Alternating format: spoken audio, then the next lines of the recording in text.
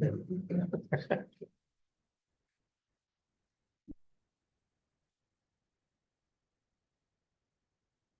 morning, everyone. I'd like to call this meeting to order and welcome everybody. I want to congratulate the women on their victory last night. I was there at the game for half of the game, but congratulations to them. And I think we had a couple other sporting events. Matt, did we have success across the board? Just about. We Just about. lost the home volleyball match, but everybody else was good. We got 2 teams playing for championships tomorrow. Very good, very good. Well, welcome again, and we'll get started. I'd like to ask if anyone wants to remove any item from the consent agenda. Hearing none, I'd like to ask for a motion to approve the consent agenda. Motion to approve. Second. Second. All those, any discussion? All those in favor? Aye. Committee reports. The first committee report will be from Academic Excellence. Jack is pinch hitting for Nicole. Nicole Wood unfortunately lost her mother this week, and the funeral is tomorrow. So please keep Nicole in your thoughts and prayers this weekend for strength and courage to go through a difficult weekend. But Jack, go ahead. Good morning, Madam Rector. The Academic Excellence Committee that met yesterday began with an expression of sympathy to Nicole and her family. And then we approved the minutes, and then we heard the following reports. From first, a divisional update for academic affairs, which was delivered by Provost Bob Colvard. We heard about the Decennial Furious Flower Poetry Conference, which was held in September, and that is honoring African-American poetry. We also received a report on a new information technology dual degree collaboration with Alamein International University in Egypt. The provost then provided a framework for future committee meetings, which focuses both on academic preparation and future career opportunities, which will enable the Academic Affairs Committee to receive valuable feedback from members directly related to students' futures. We then received a very robust report from the College of Education on a couple of initiatives. First, the lab school and the young children's program. Dean Lesperance introduced updates to these 2 initiatives.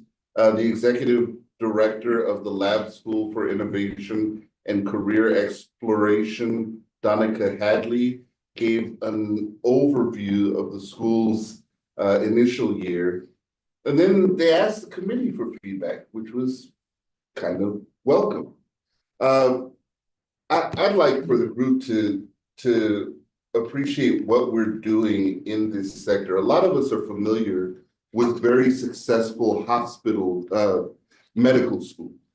And what they have on their campuses is a teaching hospital where student or patients actually get treated at the medical school, but the professionals, the experts, the professors are guiding them through their treatment. That's what we do here in the education sector. We have this lab school where actual services are provided to young people, which is a service to the JMU community. There are about half of the young people who are in the program are either children of faculty or students here.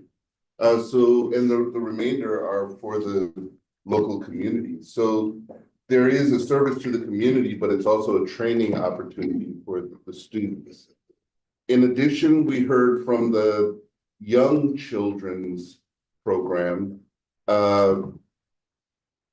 And that too has a great capacity and an opportunity to provide a service to students and the community, but also a learning opportunity for, when I say the students, I mean the young people in the program, but also a learning opportunity for students in the community. We then received another robust briefing on, I laugh because I'm stealing Dr. Colvert's language. He calls it Weeble, but it's work-based learning experiences.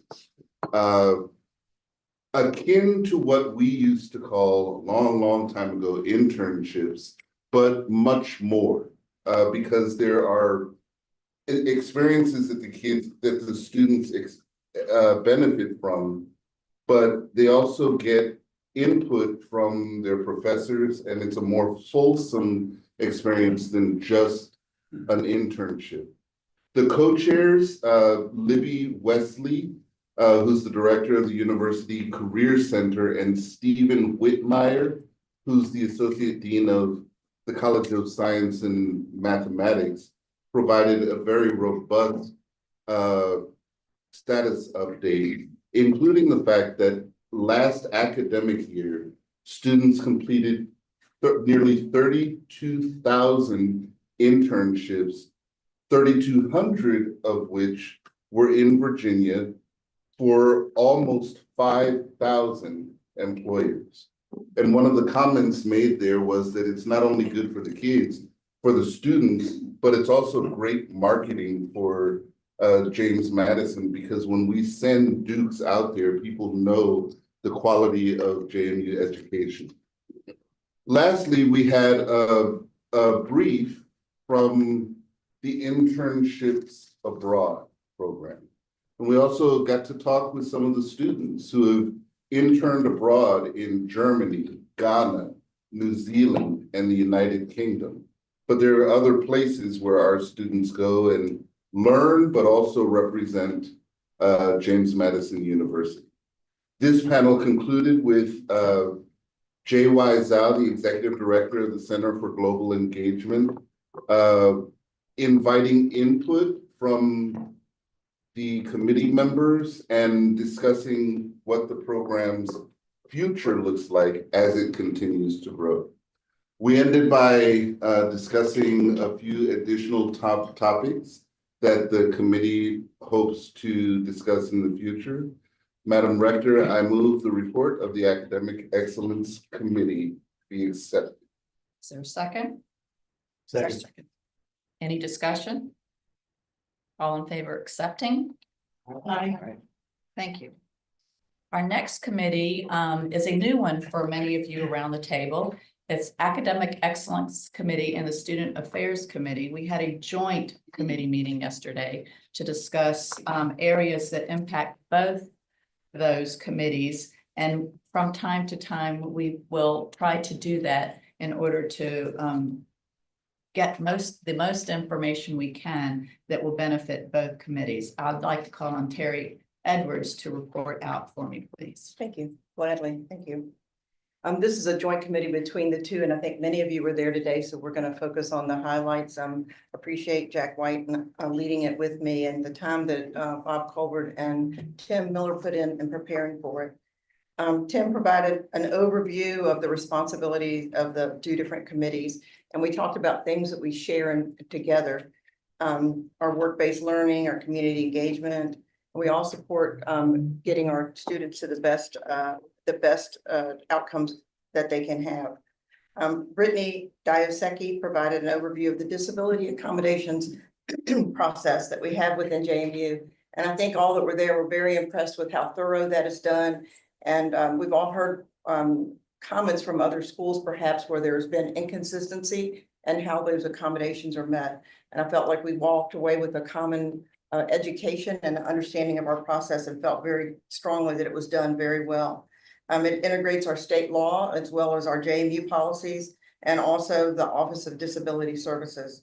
So students would be able to go in and request it. They'll have documentation that's prepared. And then they have a conversation with the ODS office. and provide all of their documentation. And the growth in the volume, I think, was what we all took away with. It was pretty staggering. So far this year, we've had 2,300 students that have been registered with the ODS office. And that is about 10% of the student body. So it's a significant challenge from what we've had in past years. We did go back a couple of years, but there was a different database a few years back. So we'll look at trending that. And I think several of the board members brought up some good comments for things that we need to follow up on. Attention deficit disorder and hyperactivity disorder was about 36% of the disabilities, followed by psychiatric and emotional issues of 26%. And for those of us that are older, we remember this probably back in the day where it might have been a wheelchair accommodation or someone deaf or somebody that needed a different type of teaching. And it's quite broad now. So I think that I really do appreciate the methodology that we use to evaluate the students. In the last year, 23, 24, there were about 7,133 exams that we had to extend the time. And so that's a big challenge too. And there were three things that I took away with that I thought were significant to think about. I'm just monitoring the growing numbers post-COVID. You know, is this going to be a trend that goes forward, or is it going to be kind of a bell-shaped curve and move on? The physical space that we'll need to plan to accommodate these students. The staff have done a great job of looking at space in libraries and thinking through it to make sure everyone had the space that they need. And then just support for the professors as they're teaching and think through that. If you're going to give an exam, you might have 10% of your student body or your students in your class that need some type of special provision, and they're not all the same. So I thought this was really a great session jointly, and I felt like we left with a lot of good information. I would encourage those that did not attend to look at our board portal and maybe take time to study the details in the data that they provided. So, Madam Rector, I move the report of the Academic Excellence and Student Affairs Joint Committee be accepted. Second. Any discussion? All in favor of accepting? Aye. Thank you. Our next report is on advancement and engagement. Thank you, Madam Rector. So the themes for this report are just continued growth and actually quite fascinating performance. So yesterday afternoon, the Advancement and Engagement Committee heard the following report. First was fundraising for athletics giving. Sean Gordon reported that Duke Club members have contributed nearly $900,000 thus far in fiscal 2025. He also reported, it's a fascinating number, he also reported that membership in the Duke Club has doubled year over year from just over 2,400 donors to nearly 5,000 donors. Congrats to everyone throughout the university, as this is one more indication of the university's arrival on the national stage. Next was for the university-wide giving. Again, that was athletics. Next is university-wide. Jeff Gilligan reported that overall giving has increased substantially. Thus far in fiscal year 2025, $9.5 million has been committed compared to 7.4 at this time last year. Participation has also increased substantially. We've experienced a 25% increase year over year with well over 12,000 donors compared to just 9,000 donors a year ago. The pipeline currently has 117 pre-solicitation requests totaling $47.5 million and 91 active solicitations totaling just over $50 million. We've closed 41 major gifts this fiscal year. Next was the major gift and endowment report. Jeff Gilligan shared advancements plans to increase major gift and endowment levels, which will positively impact scholarship and faculty retention. Next, we heard from Nick Langridge for the Vice President's report. Nick provided an overview of fundraising expenditures over the last 12 years, showing that giving has grown at a significantly higher rate than expenditures have risen. He also provided an update on campaign planning, progress with our new partnership with BWF, our campaign consultants, and the overall campaign timeline for our third comprehensive campaign. We then heard from Trey Sechrist regarding our social media rankings. As many of you know, we are number 5 in the nation amongst D1 schools for social media. Not sure how much you all spend trying to build a social media presence in whatever it is that you do. I will tell you, this is no small feat. This is world class, quite remarkable. So a huge congrats to Nick, to Mary Hope, to Trey, and the entire team, but it's also an indication for me of the broad team across the entire university. So well done, everyone. Finally, we heard from Debbie Jordan regarding the advancement team's progress with preparing for the new Salesforce AffiniQuest CRM software, which is part of re-engineering, a part of the re-engineering Madison project. The team's on schedule. Don't know how many of you all have been through a CRM change or an ERP change, but trust me, to be on schedule is a big deal. And we're on schedule to do the crossover in April of 2025. So we were very encouraged as a committee, and by the reports, a lot of gratitude for the continued positive momentum demonstrated throughout the reports. So with that, Madam Rector, I move to accept the report of the Advancement and Engagement Committee. Is there a second? Second. All those in favor, or discussion, sorry. All those signify by saying aye. Aye. Thank you.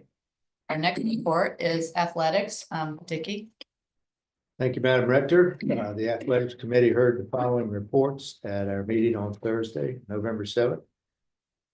The sports update, our teams have performed very well so far this year with a .628 winning percentage, 2 regular season conference championships in women's soccer and field hockey, as well as Coach and Player of the Year awards in both those sports. JMU faculty member Dr. Gary Albright was selected as the lone winner of the Sunbelt Faculty of the Year Award and was celebrated at the Sunbelt's recent fall meetings. JMU football has earned bowl eligibility already and will have played 5 of the first 10 games on national television, highlighted by our hosting of the first ever Thursday night game on campus. It was the most watched Group 5 matchup and the 19th most watched game overall for that week. All premium spaces for men's and women's basketball are sold out for the season, and the committee received information on our fans' locations. The university master plan process is underway, and athletics leadership has had productive meetings with those consultants, including Populous. The athletics administration has updated its department's strategic plan, vision, mission, and goals. Finally, the committee received an update on the House settlement, which, as a reminder, is the proposed settlement of several antitrust lawsuits against the NCAA. Athletics currently projects it will see 58 opportunities for current and or prospective student athletes impacted for the department to meet the prescribed roster limits and maintain Title IX compliance for participation via prong 1 proportionally. The next step to be shared with us will be a plan to address scholarships and other financial benefits. The 2023-24 academic reports, JMU Athletics continues to benefit from its student athlete services division and excel in the classroom with many accomplishments in the 2023-24 academic year, including graduating 117 student athletes, 86 total President's List honors, and 219 total Dean's List honors. Over 690 student athletes achieved a 3.0 semester grade point average, while 28 student athletes achieved a 4.0 GPA. All sport program made department benchmark goals and earned the NCAA academic unit. Student athlete focus, student athletes utilizing academic resources, the licensed school psychologist for student athlete services, and a current student athlete discussed the benefits of one-on-one meetings with at-risk students and how the resources offered help student athletes succeed in the classroom.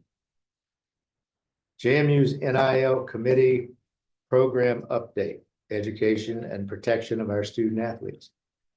We received a presentation on Honors One, the department's unified NIL approach it recently announced, including hearing from Cliff Wood, the president of the Montpelier Collective.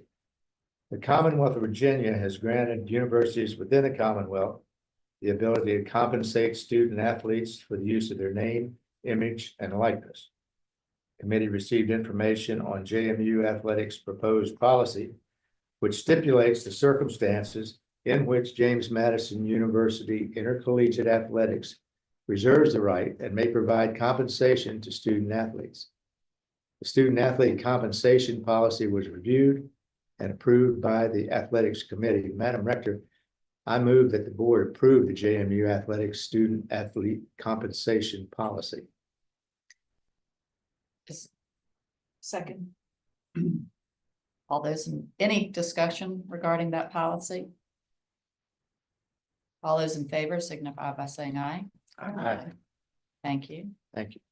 And finally, fundraising update, an athletics fundraising update was provided, the details of which were just shared in the advancement chairs report.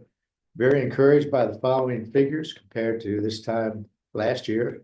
The annual fund, the Proud and True Fund, is up 20%, over $780,000. The overall athletic fundraising is up 63%, at $1.3 million plus. The number of donors is up an astounding 88%. We have 5,134 donors year to date.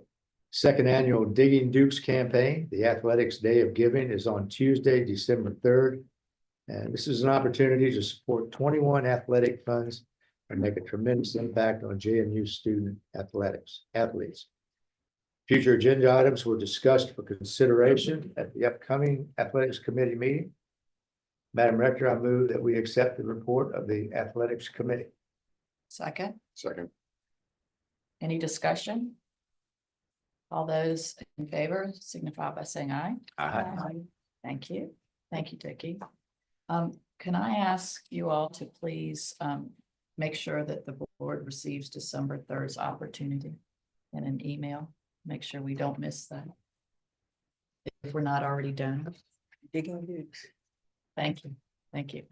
Our next committee report will be Audit, Risk, and Compliance. Jeff? Thank you, Madam Rector. The Audit, Risk, and Compliance Committee convened at 2:45, November 7th, 2024. The minutes from September 12th, 2024 were approved. Robin Bryan, AVP, IT Chief Information Officer, BKG Director for IT Security, and Natasha Owens, Director for IT Policy and Compliance, provided annual information security briefing to the committee. They discussed reporting requirements for the Grand Leachy Blyling, known as GLBA, recent and ongoing audits, and their focus on security as JMU improves procedures through the Re-Engineering Madison project. A modern cloud-based identity management system will go live in March 2025. Tools used to manage and improve security and security awareness, such as software, tabletop exercises, and phishing campaigns, were also reviewed. Third-party vendor management has become increasingly important with the move to cloud-based systems. The IT conducts risk assessments and annual system reviews for all systems containing highly confidential or protected data. The IT team noted that there are ongoing challenges with additional compliance requirements and unfunded mandates. The committee received a written annual report regarding GLBA compliance from BKG, as required by the GLBA Safeguards Act. The report notes that JMU continues to face security challenges consistent with that of other higher education institutions, including difficulty recruiting IT security staff and the need to secure research data in support of the university's R2 status. Becky Holmes presented the Management Action Plan status report to the committee.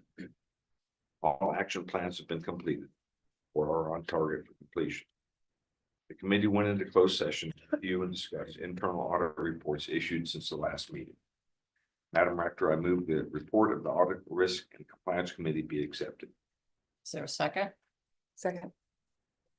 Any discussion? All those in favor signify by saying aye. Aye. Thank you very much, Jeff. I will be taking the Finance and Fiscal Development Committee report because Steve Smith was not present yesterday and is not here today as well. We began the meeting with Mark Angel, our Associate Vice President of Finance, reviewing their financial report and reported that the university's revenues and expenditures were appropriate for the first 3 months of the fiscal year.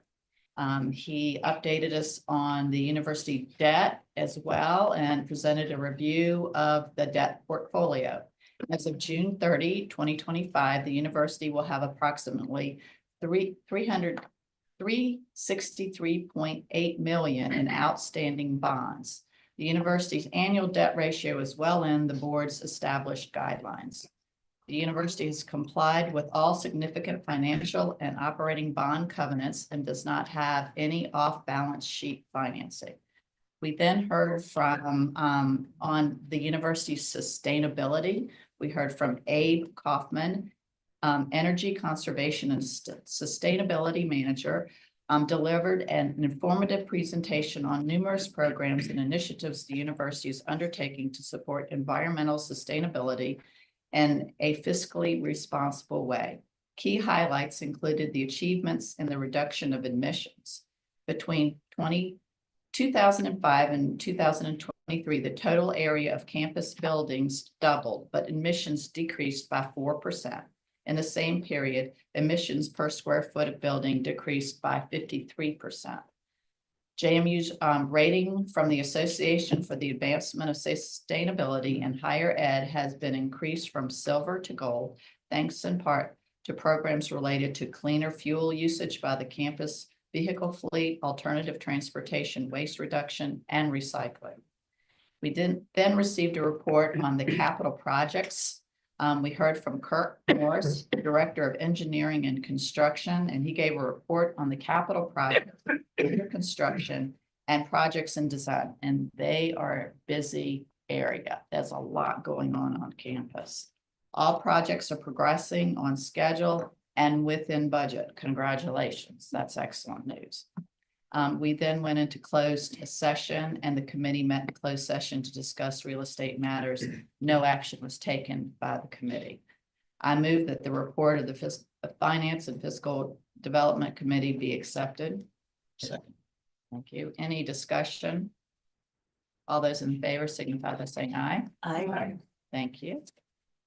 We next have up Governance Committee and Jack White. Jack?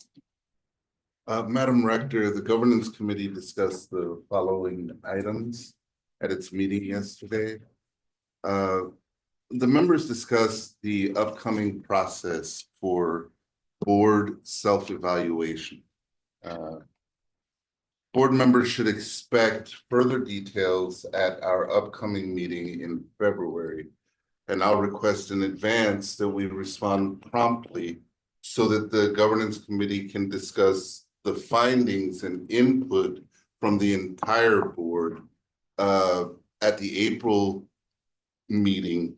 And then we'll be prepared to talk with it when we all get together on June 5th and 6th for the board retreat, which is on June 5th and 6th. The committee then reviewed revisions and updates to the board manual, which the committee had previously approved in September and which have been available to all of us on the board portal in anticipation of this meeting. And these modifications include the modified electronic meeting policy. So at this time, Madam Rector, I move that the board approve the changes to the board manual. Second. Any discussion? All those signify by saying aye. Aye. Thank you. Madam Rector, also in compliance with Virginia Code Section 2.2-37083D, I move that the board affirm their approval of the newly modified electronic meeting policy, which is in conformity with a modification to state law. Is there a second? Second. Any discussion? All those signify by saying aye. Aye. Thank you. The committee also discussed a planned review of the JMU student handbook. Now, I have spoken with the chair of the Student Affairs Committee. We've also coordinated with Tim Miller, and we are going to review the student handbook for the purpose of paying special attention to that handbook's alignment with the board manual and its consistency with the university's mission. And then finally, we had a rather involved and fruitful discussion regarding agenda items for the board retreat, which will take place on June 5th and 6th at Kings Mill Resort in Williamsburg. We agreed to the format, a lot of the content, and we agreed to include EAB, our valued consultants, for specific market and trend analysis in higher education, as well as a thorough discussion of the university's upcoming master plan process for board input. Madam Rector, I move the report of the Governance Committee be accepted. Is there a second? Second. Any discussion? June, June 5th and and 6th. 6th, board retreat. all those in favor signify by saying aye. Thank you. And last but not least, we have Student Affairs, Terry. Great, thank you, Madam Rector. We started our meeting off with a moment of silence for a JMU student who passed away last week, and it was timely because our focus of our meeting was the counseling center and the counseling services offered at JMU, which was planned at least a month or two ago from Dr. Miller. One of the things that Dr. Miller started off with is just letting everyone know, one of our goals is to keep in touch with and have the student experience be positive. And you know, from having children, if you want a student's experience to be positive, also have a positive experience with the parents. If you've ever gotten emails from mass emails, they usually have about a 35% opening rate. And Dr. Miller has been doing emails once a month to parents and also to students. And I was really impressed with this. It had an 80% open rate for students and 78% open rate for families. I think that was really impressive. And I didn't know if he had a giveaway that he didn't tell me about or some kind of prize there. If I could get that at work, it would be awesome. So we really did appreciate that. We also heard from our student body president, Brielle LaCroix, who's in the room, and Sydney Stafford, our Board of Visitors member. They gave good reports about the progress that they're making on their goals for this year. Brielle also reviewed a letter that 10 of the 15 college SGA presidents had written to Governor Youngkin, and I think we have a copy of that on our board portal if anyone is interested. When you think back 10 years ago, I think there was a study done, it was, well, not that long ago, 2013, 64.5% of students felt like they were flourished. There's a test that we take, or a survey. And when you look at this for this past year, 2024, and this is nationwide, it's 39.4%. So you think what happened? We're higher than the national average, but what we are seeing is that the post-COVID, there's a lot of anxiety and psychiatric issues and concerns and just a whole element from the students of concern. And I think that really has dramatically improved, has gotten focus from our counseling center. The counseling center did do a presentation. It was really very well done. And I'd also refer to that in the board packet if you're interested in the statistics. In addition to the counseling services that are 10 to 3 every day, there's a number of other services that we've added over the years. We added timely care, which allows students to give 24/7 by QR code, they can go on and get immediate counseling. I was really impressed with this because they can actually pick out their counselor. They can look at all the counselors that are available and pick out someone that they feel like they could relate to. It has the background of the counselors, and also select a time online. 70% of the students are selecting video counseling, which I was encouraged with, and 30% phone. So when the students do need help, they're reaching out and they want to be visible and physically talk to someone and see them. And I thought that was very impressive. We also do counseling in our counseling center. We had it followed by a panel of 4 students, some of which were counseling clients and some which worked there. And it was really impressive to see how heartfelt they were and their focus on reaching every student that is in need. And I think much unlike years before where people were reluctant to say, I have an issue, I think it's really great that the students are reaching out and seeking help now. We went from, and I might have just said this, we went from 880 sessions in the first year, 2 years ago, in the 24/7 timely care to 1,500 this past year. So every day, 3 students are reaching out pretty much. We also just reviewed what does the counseling center need. I was really impressed with the quality and the longevity of the team there. So that's to be commended. I think that the students that are engaged feel very welcome. I mean, one of their surveys they do about how do you feel when you go into the counseling center, it was a big survey and 100% of the students said they felt welcome and appreciated when they first came in. And I think that says a lot for our staff. That first impression makes a lot of difference. So for us as a board, I think we just need to stay abreast of the counseling center and the amount of work that they're doing and the impact that they're making on our students. Look at our timely care utilization, which they get data on. And then one of the things that they ask for is just better knowledge that the services are there. So both Brielle and Sydney committed in the rest of their year to focus on how do we spread the word, how do we get information out so that students that do have needs can seek out the counseling service. So Madam Rector, I move the report of the Student Affairs Committee be accepted. Is there a second? Second. Thank you. Any discussion? All those signify by saying aye. Aye. Thank you very much. We're going to move on to the Faculty Senate update. Kathy? Good morning. Thank you again for having my report in the main session. So the Senate and faculty are incredibly thankful for the continued mini grant support from the President's Office and the Provost's Office. We awarded 16 mini grants this year. The projects covered a range of topics engaging both JMU students and the local community, and came from faculty across the university representing colleges of arts and letters, education, health and behavioral sciences, integrated science and engineering, science and math, and visual and performing arts.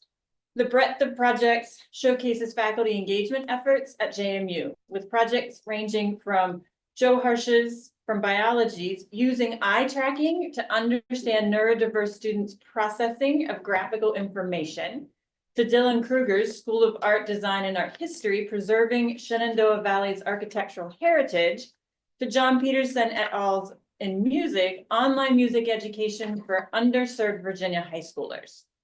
So we're very happy that we still have that ability to award many grants to faculty members. Areas of continued discussion within Senate. Workload equity conversations are starting in a few departments across campus and remains an important topic for the Senate. We would like to see departments be transparent about their work activities, faculty work activities, have clearly defined and well understood benchmarks, recognize and reward faculty who are putting in more effort, commit to fair workloads, and systems that reinforce these norms. Recognize the different strengths, interests, and demands that shape our workloads, and ensure faculty members fulfill their obligations and receive credit for their labor.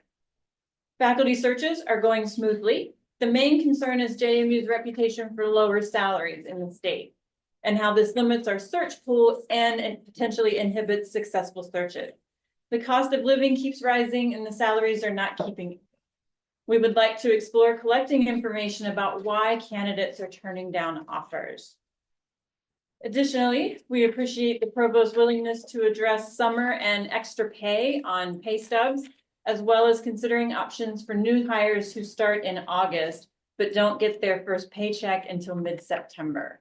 Some of these new faculty members are really struggling to make ends meet, and some positive solutions are underway.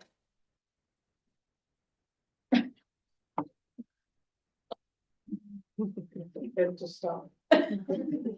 She just wanted to give you some background. You know, it works. We would also like to encourage a culture where stakeholders are brought in before large decisions are made, so everyone has the opportunity to shape decisions around campus. For the faculty highlights, I'm going to address political science and psychology. Major accomplishments within political science. Political science faculty had 13 publications and 17 conference presentations and received 16 new grants, totaling $1,459,378. Selected awards and grants within political science. Christopher Handwork and Taylor Knopflet received Fulbright Awards, while Ken Rutherford received a Vietnam Fulbright Scholar Fellowship for the 2024 spring semester. He is also a trustee for Virginia's Department of Historic Resources Committee. Bernie Counselor received a $15,000 grant from the Common Mission Project to send 2 student teams to Costa Rica to conduct research at the U.S. Embassy as part of the College of Arts and Letters Diplomacy and Defense Lab.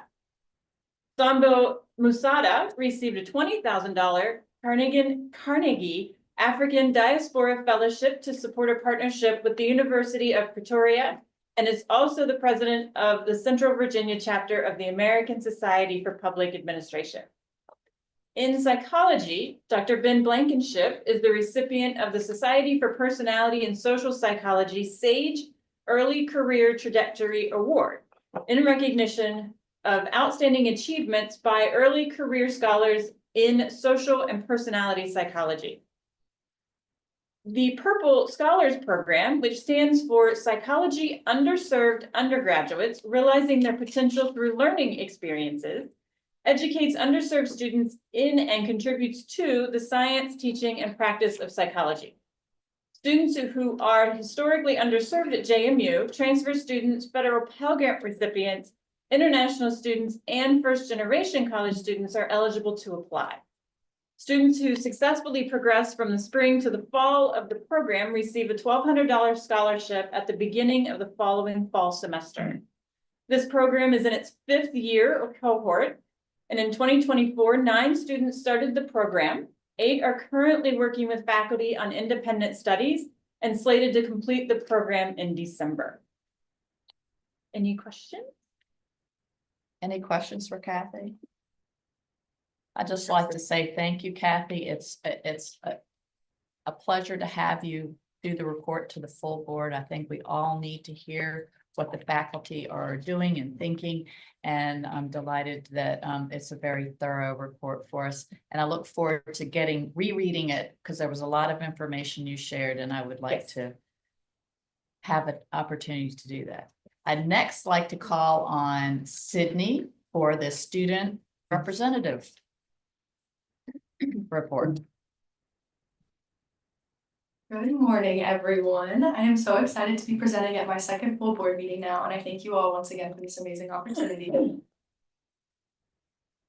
This presentation, I wanted to touch on JMU communication from the student perspective and elaborate on a bit more on preferred communication styles and the impact of collaboration between university leaders and departments on campus. We have many written forms of communication, but based on feedback I have received, the most impactful forms tend to be newsletters, Duke's Weekly, and Potty Mouth. This is how many students receive broad information about events, resources, and opportunities around campus. There are also many feedback mechanisms to collect student perspectives, such as surveys on topics such as dining and parking, SGA-hosted town halls, and a student favorite, the course evaluation forms. SGA is actually hosting a town hall next Tuesday, and in this town hall, administration and university leaders are invited to answer questions about student concerns and questions on a variety of topics. It also serves as an opportunity for students to meet our amazing staff and provide feedback on different areas of campus. All of these forms of communication and feedback mechanisms are super important, but student feel that they are most effective when the university is prompt and clear when it comes to the delivery of information. Speaking of delivery of information, I noticed a common trend about communication and engagement after speaking to students about what they would like to see in the next university president.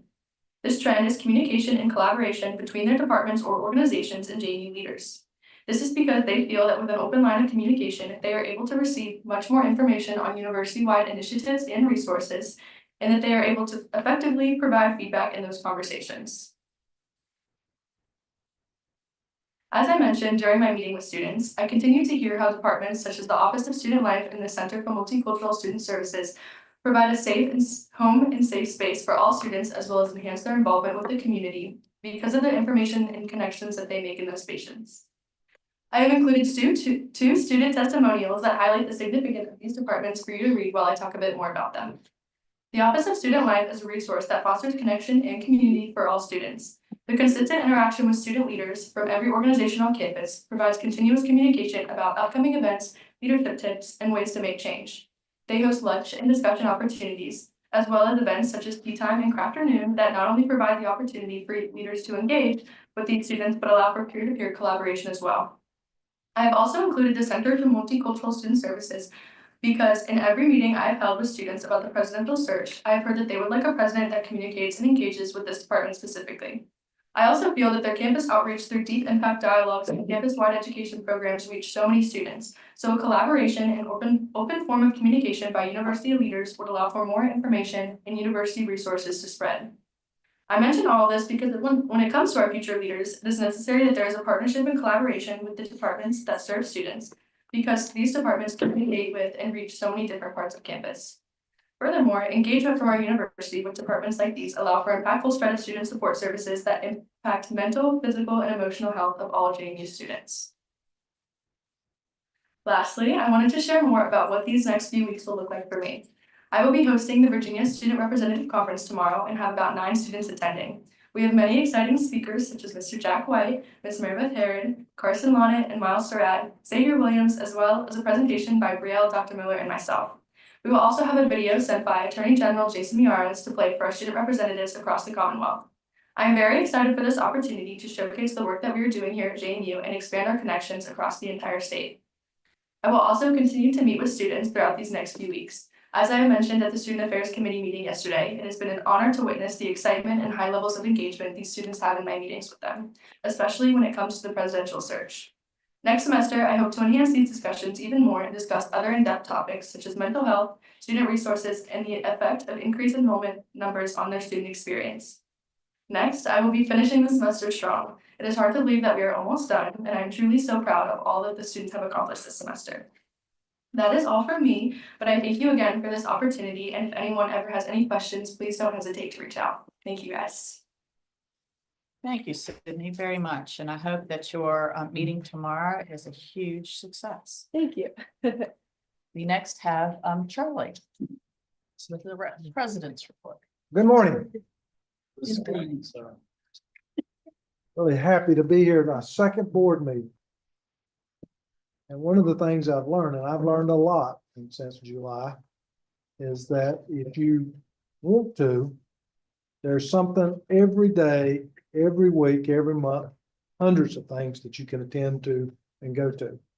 But today, I'm only going to talk about a few of those. I could talk about the entire report, could be about all the different things going on, but I want to mention just a few that I thought you would have interest in. One is Family Weekend.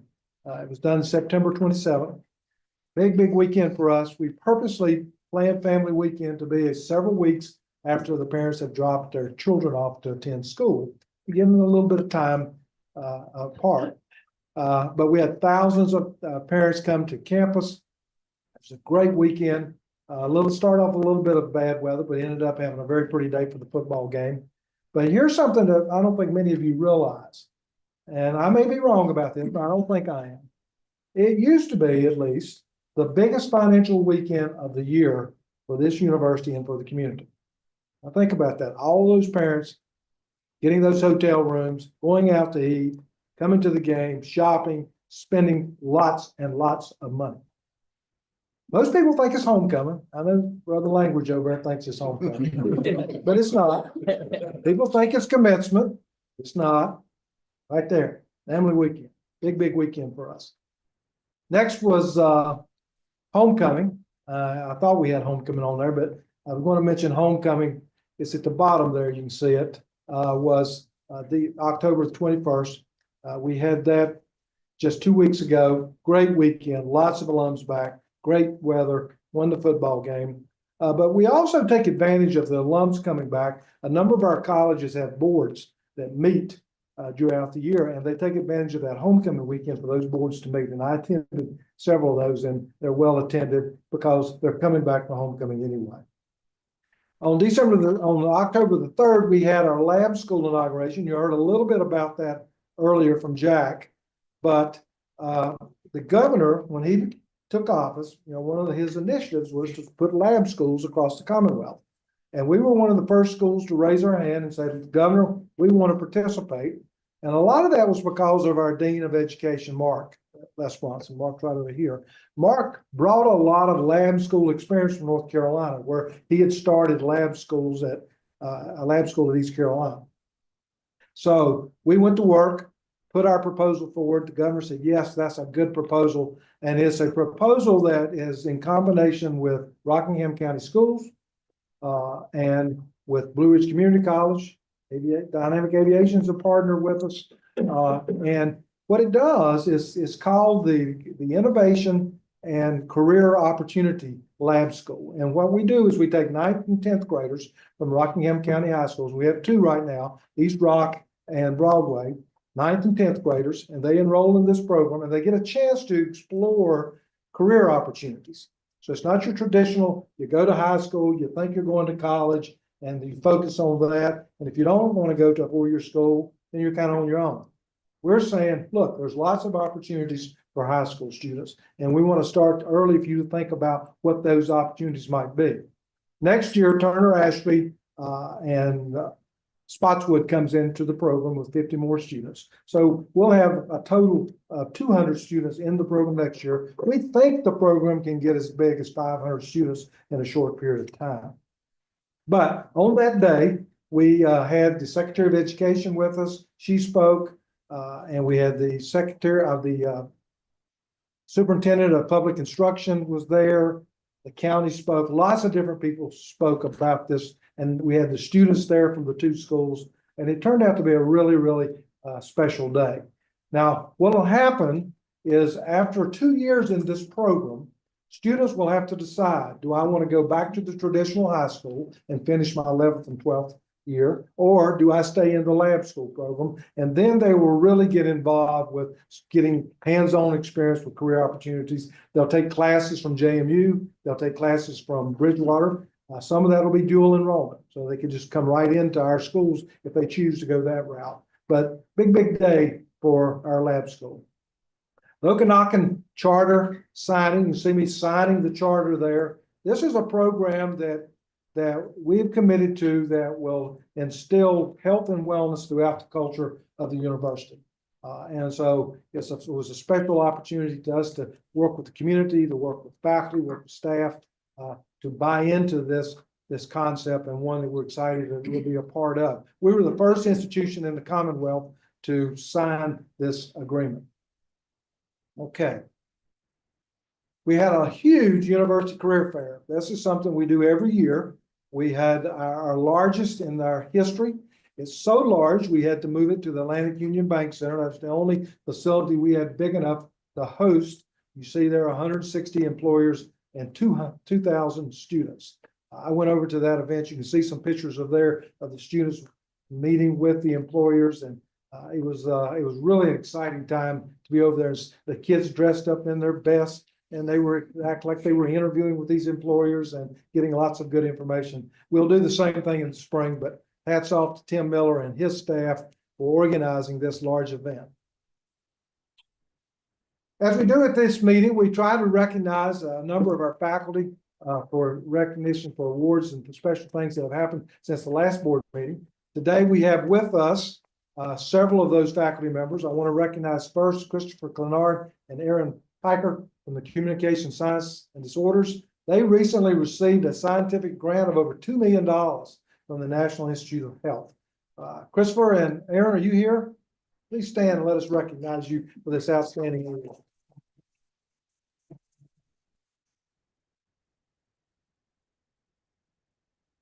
Next, you heard about this briefly in the athletic report, but Gary Albright is here.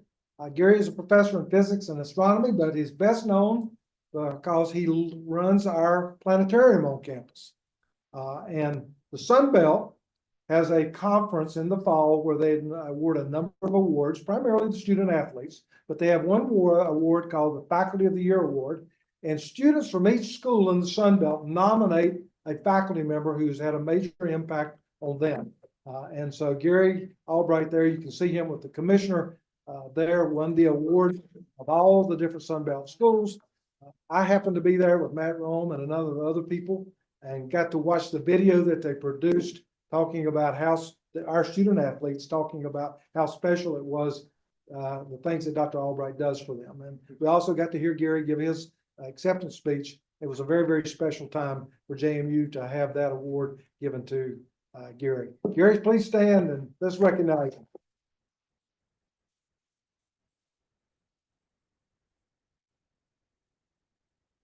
We also have J.Y.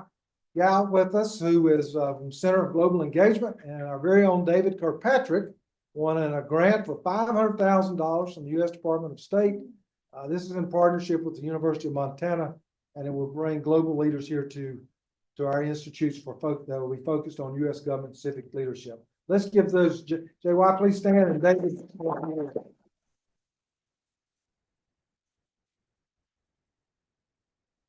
Okay. This has been mentioned also, but I want to just take a second to recognize particularly our facilities people, because they're the ones that do all the really hard work to help us win these kind of awards. But we've been doing sustainability on this campus for a number of years. We have a department, we have a faculty member who kind of leads that department because we do incorporate sustainability within our academic curriculum as well. But you can see there we won the STARS Gold Institutional Award. STARS stands for the Sustainability Tracking and Assessment Rating System, which measures and encourages sustainability across the campus. We do lots of things, such as our motor fleet. We have a number of electric vehicles and hybrid vehicles there. We have vehicles in our physical plant that we've converted to operate on propane. We have lawnmowers that operate on propane. We have solar panels on campus. I don't know if you've ever noticed, if you come across from the main campus, right as you cross Carrier Bridge to your right, there's a number of solar panels. Generates a lot of electricity that we put back in the grid. And it also gives our faculty and students an opportunity to spend time in research and working with solar panels. We have a waste reduction plan. We have a recycling plan. And we've replaced most of all of our light fixtures on campus and the light bulbs with LED, which uses less energy. So the kind of things that most of you do yourselves to reduce the cost of energy, we're doing as well on campus. So many thanks to all the individuals who helped us win that award. Legislative priorities.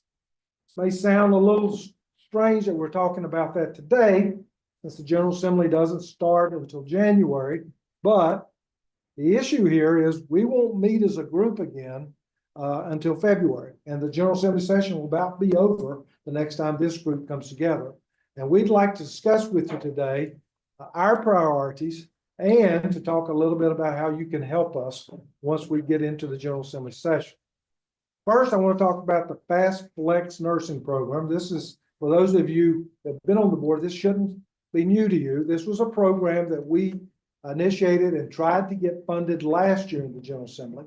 As you know, there's a shortage of nurses in the Commonwealth. We graduate the most nurses of anybody in the Commonwealth from a public university, but we've raised our hand and said we can do more. And we came up with this innovative program that will allow us to graduate 30 more nurses. And the unique part about that is will allow us to do it in a 12-month period versus 2 academic years, okay? So this program will be very attractive to nurses or individuals who have a 2-year nursing degree, who would like to get a 4-year nursing degree, because the other unique feature about this program is they can do their clinicals at night and weekends, when typically the other 4-year students do that during the day. So they can keep their job come back, taking online and hybrid courses, do their clinicals at nights and weekends, and condense that from a normally take 2 years into 12 months. We also think this program will be attractive to students who don't get in our traditional 4-year nursing program. We have a lot more students who want in than we can take. So this gives them an opportunity, if they've got their 2 years of undergrad, general ed out of the way, they could go into this program as well. Next, the program's $1 million. It was approved and it was included in the governor's budget last year. We got it out of the House, but we weren't successful in the Senate. But we're hopeful, once again, it will be in the governor's budget when it comes out in December. But we've done a lot of legwork that we think we've convinced the people in the Senate to go along with us. The biggest issue with the Senate last year, quite frankly, was they asked us about space. How would we teach that program? And we had to admit we needed an additional building for nursing. And so they then provided us with plenty of money to plan a new nursing building. But since then, we've found space that we could do this program in, and we're willing to put up $1 million of our own money to convert the lab, make it into a lab that would help us be able to implement the program. Johnston Hall, you can see a picture of it right there. We talked about this briefly at the last meeting. Bluestone building that was built in the 30s as a residence hall, converted in the 70s to an academic building. Currently, graduate psychology is located there. Building's 94 years old, folks. It's just worn out. And it is not ADA, it is not air conditioned, and we'd like to be able to renovate it. The General Assembly provided us funds to plan the renovation. We decided early in July, we wanted to move forward faster than that if possible. And so our facilities people have worked really hard with architects and engineers to get that building ready where we can bid it next spring. Now, why is that important? Here's why it's important. Spotswood Hall, any of you live in Spotswood when you were a student? Spotswood's a residence hall right on the quad. It's going to be renovated next year. Already planned, already working on it. It's 87 feet from that building. Okay, we think and feel pretty confident we can save $1 million on the two projects if we could do them at the same time and have one contractor. That is a very tight part of campus. It would be nice to not disrupt that part of campus for 4 years and do it in 2 years.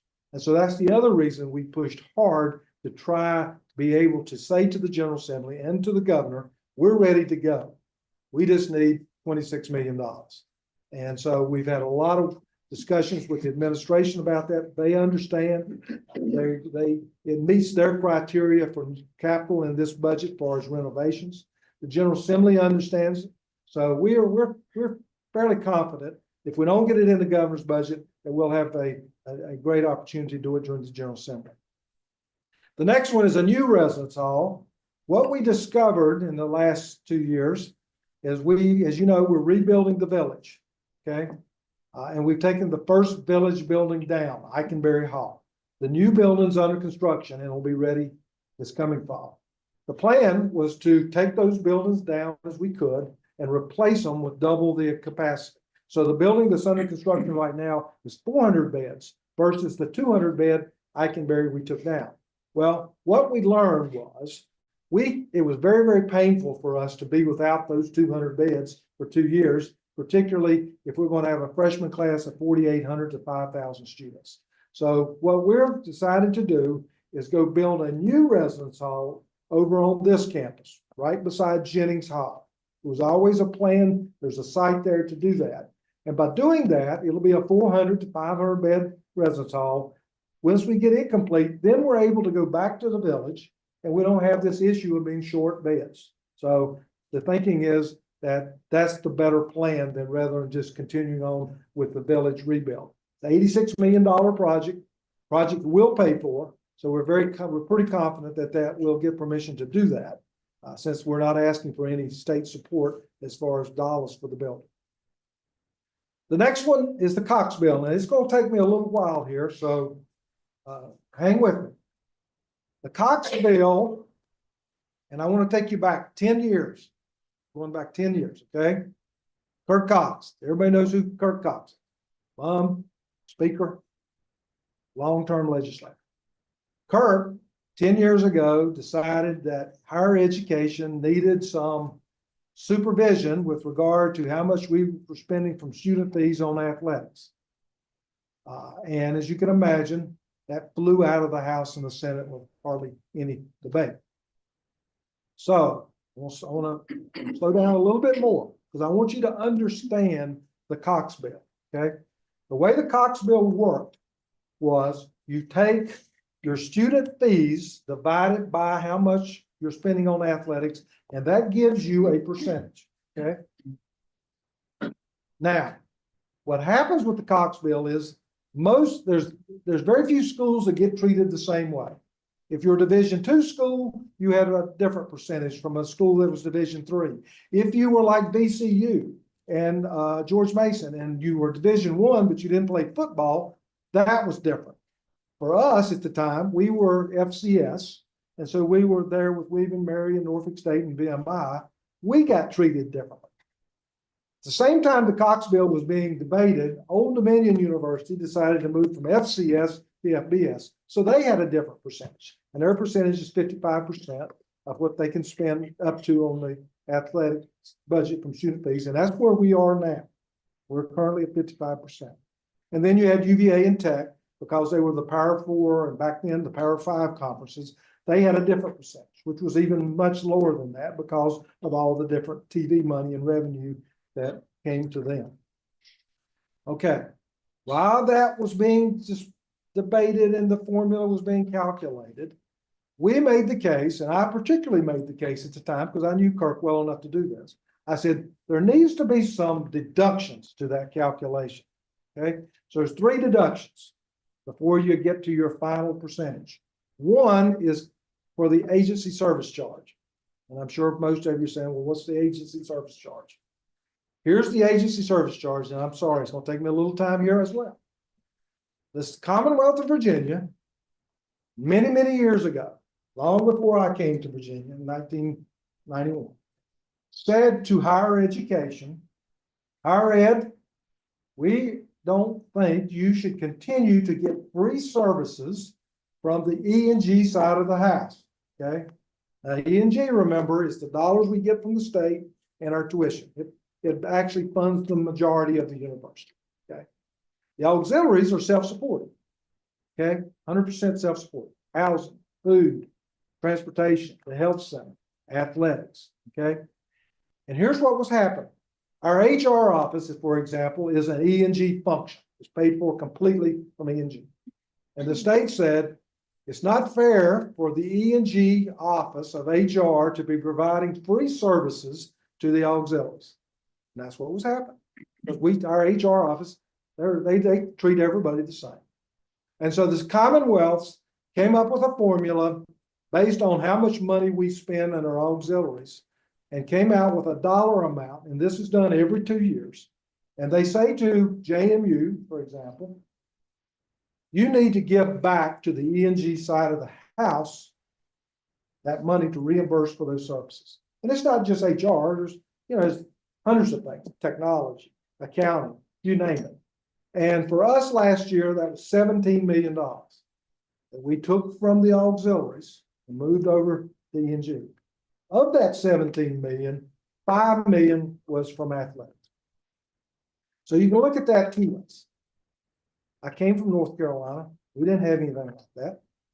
So we would have had 5 million extra dollars to spend in athletics if we hadn't been told to do that. Okay. Another way of looking at it is, and I know you will like this, Matt, is if we hadn't had that agency service charge and we hadn't had to get that $5 million from the auxiliaries, then maybe your student fee wouldn't have been as high as it was. Okay, so I went to Kirk and I said, Kirk, that's not right. JMU and none of higher education wanted this agency service charge. This is put on us. You shouldn't penalize us now with this bill. And he agreed. So that's a deduction. Okay, and for us, that's a big deduction, $5 million. Next, the next deduction that you can do is for spirit groups.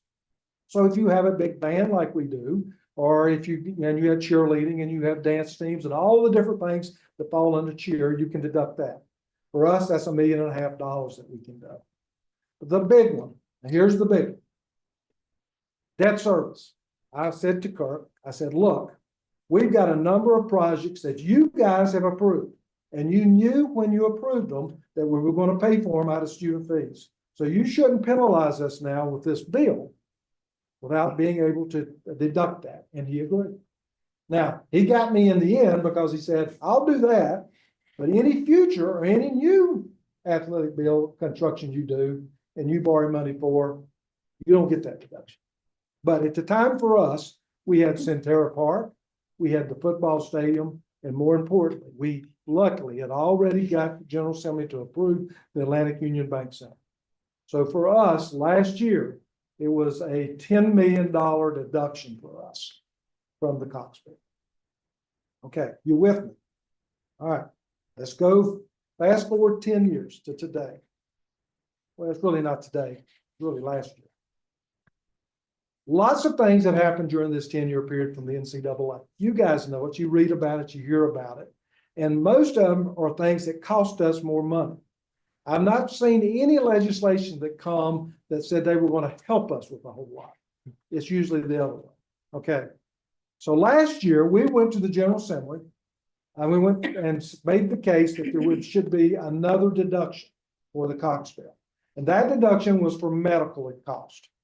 Because what's happened since this 10-year period happened, and I'm not being critical of anyone, no one could have envisioned 10 years ago the things that have occurred in the NCAA that we are facing today.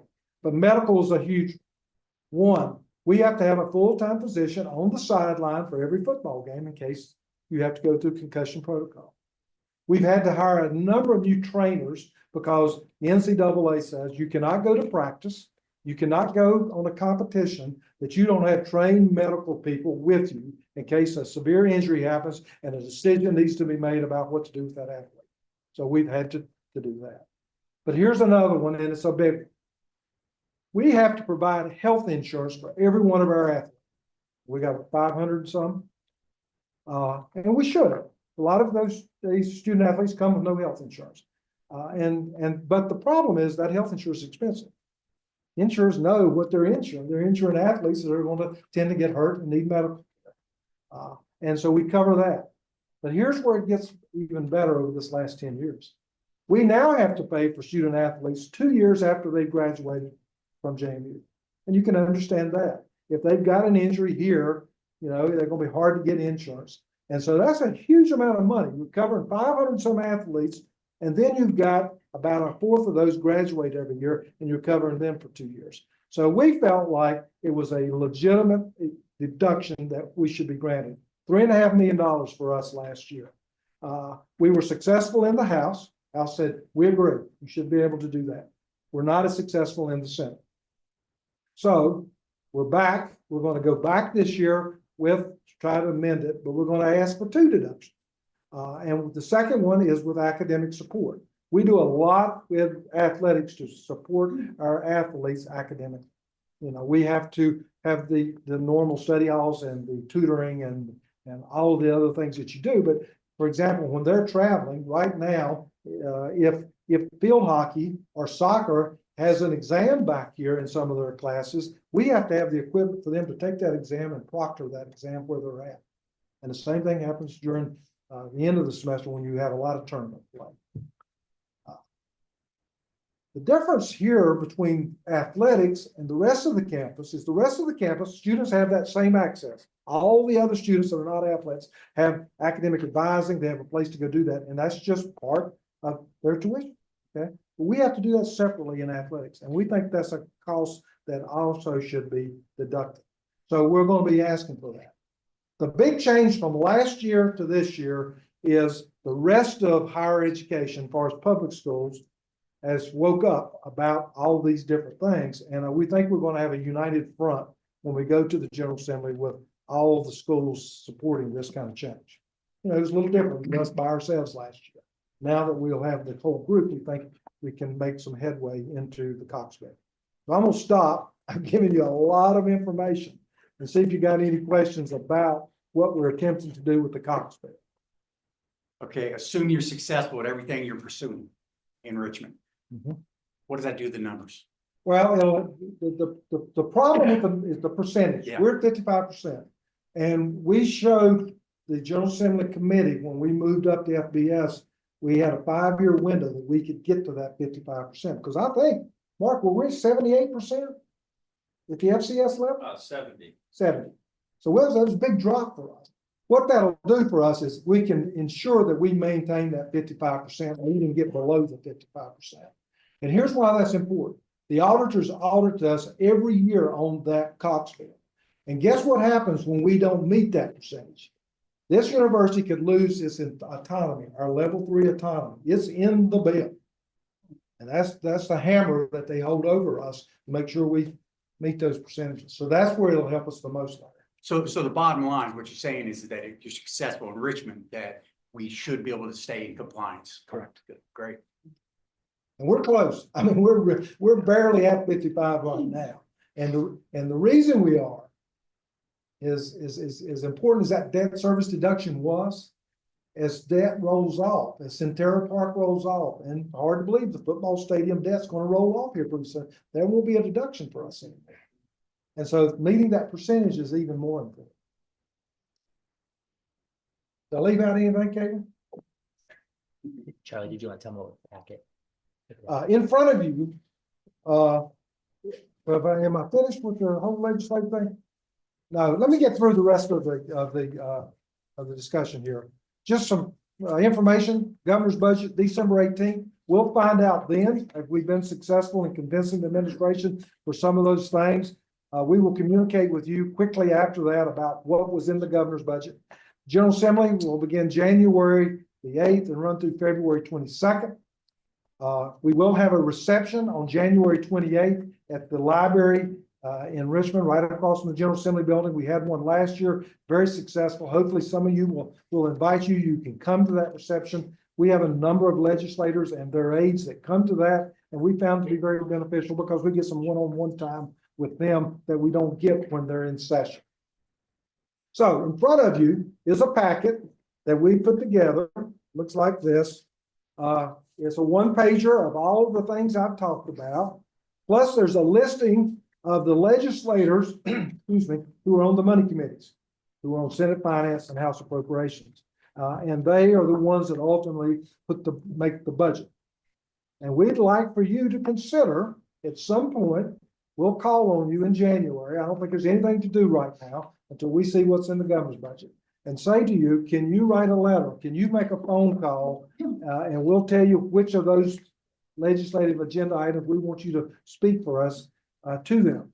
Now, if you don't know members on that money committee staff, that's okay. Hopefully you know your local legislators. And Dickie will tell you this, a letter or a phone call to them, they can influence the members of the money committees as well with needs that we're expressing. So that's our legislative priorities for this year. Okay. Master plan, you've heard a little bit about this morning, but we decided early after me taking office that we needed to update the master plan. Typically, a university updates their master plan every 10 years. You can see the last time we updated ours was in 2017. One of the first things you need to do is hire a consultant to help you. We did a national solicitation and hired Sasaki and Associates. They're probably the largest master planner in the country with regard to universities. You can see there they've done over 600, worked at over 600 universities, both nationally and globally. Also, you see on the slide is our timeline. You see phase one, we're well into phase one now. They've been on campus for several weeks interviewing people, familiarizing themselves with the campus, looking at the old master plan. Before phase 1 and 2 is over, they will have interviewed and had sessions with every unit on campus. Every division on campus will have an opportunity to give input. We'll meet with the county and city leaders, and we'll meet with any other group that we can identify that we think should give us input into the master plan. During this time, they will also bring a number of experts to the campus. For example, they'll bring a parking expert to look, and I know the students will be happy about this, to look at our park to see if you have enough parking. Where should your parking be? They'll look at technology the same way. They'll look at space the same way. They've got databases that will compare us to schools like us and our disciplines and what amount of space we should have. And then eventually they'll start to crystallize all that input and come back to us early in May with their ideas. We'll give them further feedback.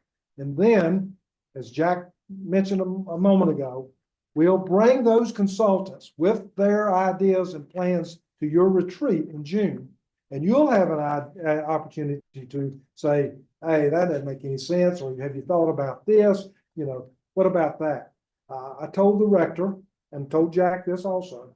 The last time we did this, we probably had a retreat in 16. We did the same thing, and it was one of the most engaging things that I've ever seen done with a board at a retreat. The board really got into it. And for example, I'll never forget this. One of the things we spent a lot of time, and we spent a full day in 2016 on the master plan, but the board said to us, you know, you really need a hotel on campus. That was not on the master plan when we presented it to them. We hadn't thought about a hotel. And we spent a lot of time about the pros and cons of that. Now, we didn't build it exactly where the master plan showed it. And it didn't turn out where the university owned and operated like we originally thought. But the hotel came about because of that retreat and our master planning process. So that's just one example of why I think it's important for you guys to weigh in on the master plan. Any questions on the master plan? Okay. Podcast. I want to give a shout out to Andy Perrine. Where's Andy? Thank you. Andy and his team decided to get into the podcast business this year, and they started beginning of the semester. They've done a number of podcasts, and if you haven't had a chance to listen to one, you really ought to go back and listen to some of them. They're well done. They're about 22 to 25 minutes. Andy tells me that you do that because it's 22 minutes is the average dog walk, it's the average time people exercise, and it's the average time people commute. And so I'm assuming Andy knows what he's talking about. I'm not a big podcast person, but I'm becoming one because they're really well done. And so when you see that shot there come across in your email, I guess it comes across an email, that's telling you there's a new one out and you ought to take the time to listen to one. Athletics. I won't go over all of this again because Dickie's done a really good job of that. I would point out to you, we do have 2 championships tomorrow. I assume both are on ESPN Plus. Okay. If you have the opportunity, you might, surely they're not at the same time.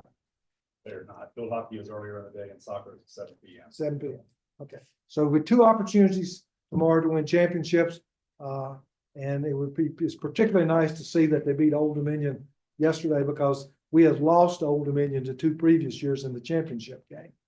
Football, another great year going. I won't cover all of that again, but we are bowl eligible. Obviously, the next 4 games we play will determine which bowl game we get. As soon as we know, we'll let you know, and hopefully many of you can join us at whatever bowl game we're going to. But I want to mention this one here, Washington State. I don't know if many of you picked up on this, but last Friday it was announced that Washington State's going to come to Harrisonburg to play in Bridgeport Stadium. And this will be the biggest school and from the biggest conference that's ever occurred at JMU. And so we're really excited about that. We think that opens the door maybe for other schools from bigger schools and bigger conferences to do the same thing. And then, of course, we mentioned field hockey already, so I won't take the time to do that, but we will be playing Miami of Ohio tomorrow.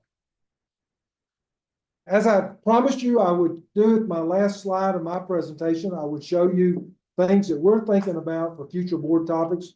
Again, if you'd let us know other things that you would like, but the top 2 there you saw at the last board meeting, and quite frankly, we have to have that discussion with you at the next board meeting because of things that have already been decided, particularly with the scholarships and roster limits. We have to implement that next fall, right, Matt? Yes, sir.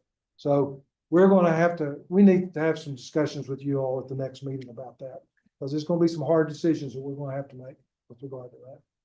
And then, of course, we'll update you on the General Assembly in the spring. And it's been suggested that we need to have a full presentation on the capital campaign so that you guys know where we're at You know, it's kind of been slowed down because of the presidential transition. They're still working, there's still a lot to be done, but we thought it'd be helpful for you guys to have a full understanding of what is ahead of us with our capital campaign. That completes my report, Madam Rector. Does anybody have any questions? Thank you, Charlie. Any questions for Charlie? All right, we will keep moving and I would like to call on Melinda Wood, please, for the future enrollment strategy report that we talked about at last meeting. Thank you, Melinda. Faculty members, if y'all like to leave, feel free to go ahead and leave. I know you got classes to teach. Thank you. Thank you, Madam Rector. Let me see if I can get myself organized. I'm gonna be with you for a little while. I'll make sure I have my materials ready. Get comfortable. So thank you for the opportunity to meet with you today to talk about really two important topics. Every day it seems as I open the Chronicle of Higher Education or I look at just information about higher ed, you see these two topics in particular being at the top of the list of interest. The enrollment cliff and why SAT optional. What is SAT optional? Most of the time is the conversation around that. So I was delighted to have the opportunity to spend some time with you this morning to discuss both of those topics. We'll start first with the enrollment cliff. Perhaps you had an opportunity to, do I know how to use this? Okay, hopefully you've had an opportunity or have read a little bit about that, but I want to make sure we're on the same understanding what the enrollment cliffs, what it means, and what our future plans are to fortify and weather against enrollment changes that we may see in the future. It's not a guarantee that we will see those. But we'll start first with just general education about the enrollment cliff. It is directly connected to the lower birth rates during the 2008-2009 financial crisis that occurred. And so at that time, families were having fewer children, just as we were returning out of the Great Recession. And so typically when things like that happen, in about 18 years, we see that impact in higher ed. And so that's where we are today. We're looking at those the future projections of enrollment. This work was first brought to our attention by the Western Interstate Commission for Higher Education. They produced a document called Knocking at the College Door. So this is where we started to learn about the future projections of enrollment so institutions could then begin planning for what was ahead. And it catches attention because we have been, as you can see, on a pretty sharp growth trajectory of high school graduates across the country. Since 1997, it's been a pretty sharp incline. And then when you see a decline, it captures your attention. So here's what's happening. We will see the number of high school graduates across the US peak in 2025. So yes, Dave, your daughter is among one of the highest number of high school graduates across the US. And because of the pandemic, actually, there's a little bit of a shift and we'll see slightly lower graduating classes starting in 26 and 27 as we experience a projected decline. What's interesting about the projected decline is it'll take about 10 to 12 years. Again, these are projections, and the pandemic we know shifted things a bit, but the decline will take approximately 10 to 12 years as we reset. And what's interesting about that reset is it will look more like high school graduation populations that we were seeing in the 2010s. So it's not really a cliff. It is a constricting or contracting of the high school market down to sizes that we have seen before. And at that time, JMU was welcoming about 4,400 new students to our campus. And for perspective, as President King had mentioned, I will be seeking to enroll a new first-year class size of 4,800 in the fall of 2025. So if you think about that, over a 10-year period of time, JMU has been practicing slow, steady, modest growth in our time, and that as an enrollment leader would be my recommendation of how we approach moving forward. If you were to say to me, Melinda, I want to see 6,000 students, I would say, not right now. That's probably not the move that we want to make. Slow, sustained growth, making sure that we can meet our enrollment goals will be really critical as we move forward in the next 10 years or so. So I want to talk about the geographic landscape. What has been changing? What has been going on? If you look at the map, the US map on, I think that's to your left, you will see mostly blue. That represents growth in high school graduates between 2015 and 2025. As you shift to the map to the right, you see where you see orange represents declines. So it is across the US that you will see declines. Some states will decline at higher rates than others. And I think that's important to note. Some states will see high school declines upwards of 15, 18, 20% or more in their high school graduates. The good news is that's not the story here in Virginia.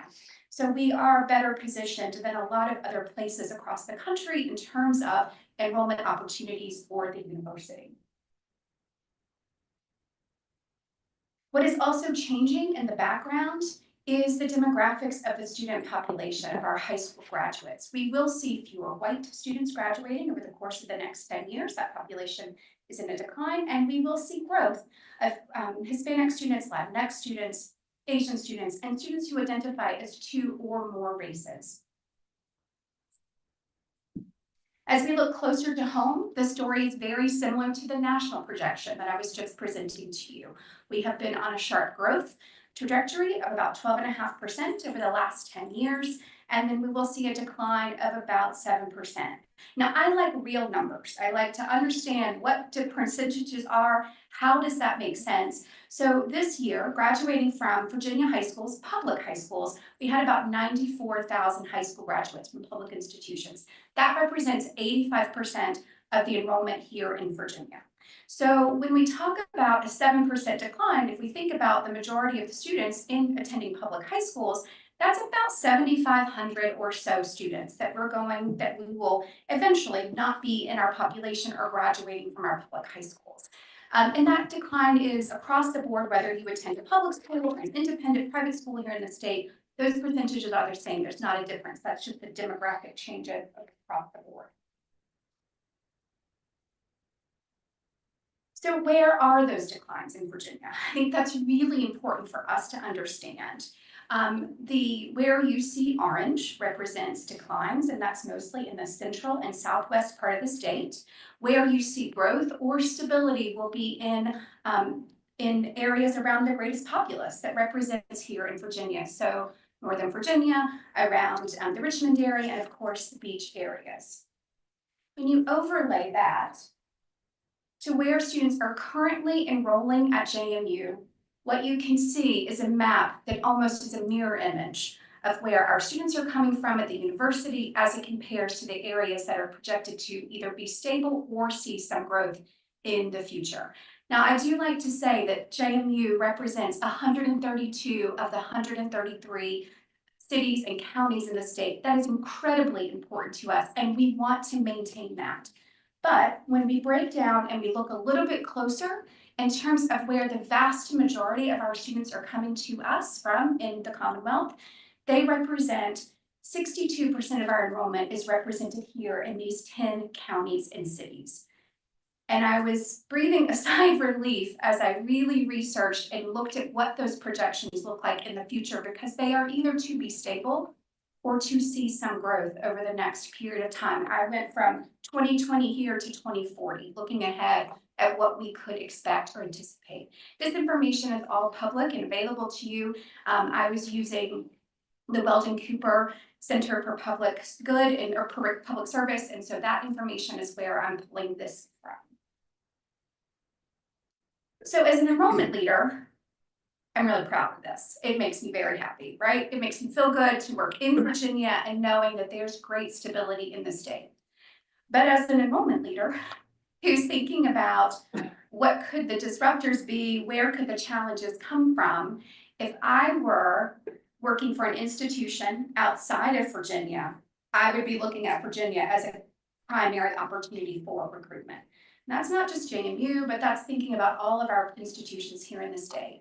Where will there be other schools coming perhaps from the Northeast where there are significant declines in high school enrollments? Will they see JMU or will they see Virginia as an opportunity to recruit students, because there is stability planned for our state, and that's really important. So, as you know, we have set a goal to increase JMU's enrollment to 75% out of state. We'll be working on toward meeting that goal over the next 6 years. Oh, 25%. what did I say? Yes, 75. Oh. I would be thrilled with that. That's not gonna happen. I can sit down now, is that what you're? 25%, as we work to have a 25% increase of out-of-state enrollment. We will, I always am thinking, of course, about what are the opportunities to recruit new students to the university, what opportunities exist. So the map represents the declines between 2025 and 2035. And of course, you probably are immediately drawing attention to the South, so did I.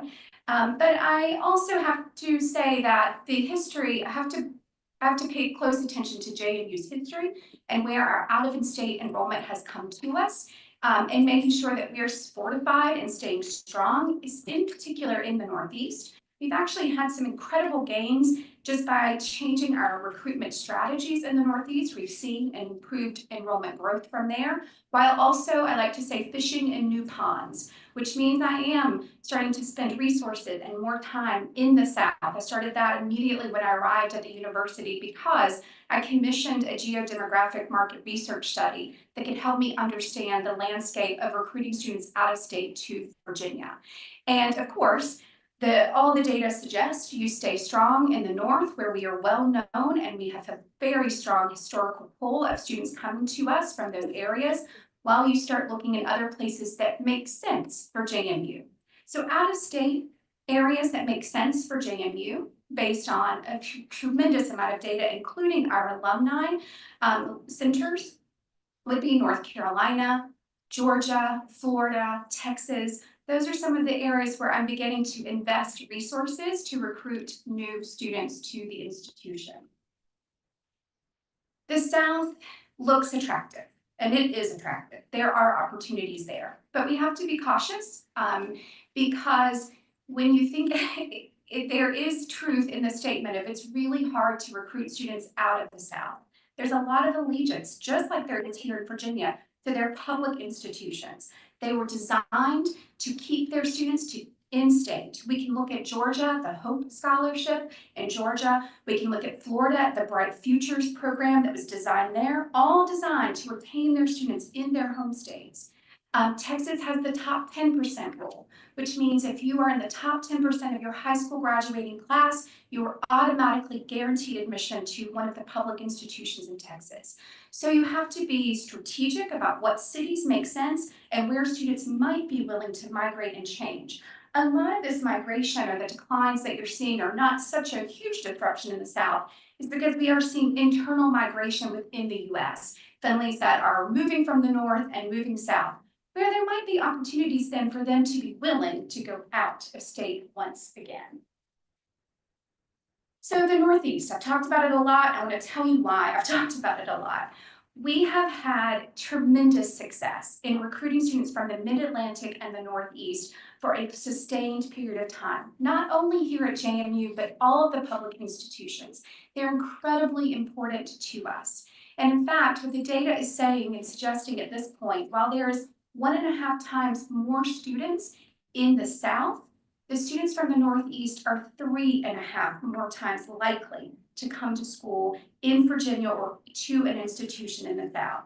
So staying strong, fortifying, and making sure that we're continuing to reach our students in the Northeast. We've essentially doubled down in the last couple of years since I've been here by spending more recruitment dollars, or more recruitment time and dollars, of course, to focus on that recruitment. And we've seen some regrowth in areas where we had previously been experiencing sharp declines, like Massachusetts, like Connecticut.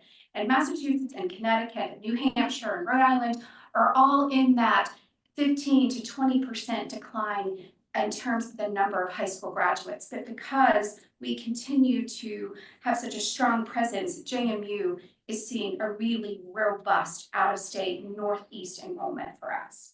And as you can see, the South, it's been challenging. We continue to work at it, and we're putting more resources and dollars there, of course, to recruit students, but it's going to take longer. That is a longer period, a longer chipping away process that we'll continue to work on in the future. So in summary, What I see happening as I look at this is really a contracting of high school graduates over about a 10-year period of time. We will return to high school graduation levels that we know that were present in about the 2010s. While Virginia will decline, it will not decline in a significant or sharp way, but we do have to be ready. I call it protecting the home front for other institutions that may see Virginia as an opportunity to recruit our Virginia students out of state. We'll continue to work on our out-of-state efforts. That's going to be critically important as we move forward as well. I'd like to be able to talk a little bit about how I'm doing this work, because it's multi-pronged and multifaceted, and it takes some time. I joined the university in 2021, and this was my charge. What were we doing about the enrollment cliff? So I have spent 3 years really working very hard to position JMU in the very best way that I can. So one of the first steps I took was to develop an underclassmen communication, and really to start building a prospective student funnel to the university, or build that pipeline for us, because it really didn't exist as early as 2021. So I've put considerable resources to start reaching students who are sophomores and juniors in high school, because we know that if we can get in front of those students when they are starting to think about college, and they are thinking about college because they're thinking about the classes they're going to take, that's going to help them be prepared for college in the future. And so I want to be in their mailbox or be on their phone in their digital space where they are, and that they're meeting JMU and have a much longer time to sort of build a relationship and make a connection with those students, so that when it comes time in their senior year and they're sitting down to complete applications, we hope that JMU is going to be on their list. Capitalize on the brand awareness. We all know in this room the success that we are having in the classroom and out of the classroom, or on the field or off the field, however you want to look at that. JMU is everywhere. How do we tell that story to prospective students? How do we tell that story to families? Because recruitment today isn't about recruiting a student. It's about recruiting the entire family to the institution, so that they understand what this institution is about, and the successes that their students can experience as being a part of the JMU community. The campus visit program is vital. All of the data survey that I've been able to collect tells me that when students visit our campus, they are more likely to enroll. So as I think about communication strategies and marketing strategies, there's always a call to action, and that call to action is come see for yourself. Come experience JMU. And we have put a lot of energy into how do we make sure that students are having the best experience during their time on campus, but what virtual assets do they have access to? Because we recognize not every student can visit campus who may be interested in us. I'm a big fan of metrics, so I want to show some of the metrics here of these changes and shifts that we've had. You'll see incredible growth in terms of our prospective student pipeline for those sophomores and juniors, up about 155% from where it was just a few years ago. New terminology that you may not be familiar with, digital impressions and digital advertising. So essentially that's a little bit of a change in the way that we're doing our marketing. We send letters and we send postcards and we send some mail to students and families. But we are doing just a little bit of that, but we've really shifted and are trying to reach prospective students on their phones through the apps that they are engaging with. So we were talking about this a little bit at breakfast this morning. There are some things I don't even know about, like Snapchat. I'm not using Snapchat, but our students are, our prospective students are. Our prospective students are listening to Spotify. So having ads in those spaces where our prospective students are engaging, they're more likely to hear about JMU, and through those call to actions to either visit our campus or to apply to the university, we have seen incredible response with that strategy for JMU. Of course, campus visit, we continue to grow, and this campus visit data is just the number of students and families who have registered for a tour of JMU and taken place. It does not account for our major events like open house and our big signature admitted student event like Choices. In terms of other things that we have to be doing and thinking about for the future recruitment to be strong in these next years as we face what could be challenges around enrollment, is to ensure that we grow and maintain a strong applicant pool. I cannot express the importance of this enough. In terms of where institutions are likely to meet enrollment goals, it almost always goes back to the institutions that have robust and strong applicant pools of students. Early data is coming out about what happened for enrollment for fall 2024. So our first year students, our freshmen that are here on campus. As you heard from Brad Barnett in the spring about the federal application or the free application for federal student aid, we knew that there were declines across the country. We knew that there were students in the pipeline who had been admitted to universities but could not get their financial aid. They cannot get the FAFSA application completed and then get financial aid. So what we know in real early data is that universities enrollment and higher education is up about 3% across the country, but it is down 5% in first year students enrolling in universities, and that's directly connected to the FAFSA form.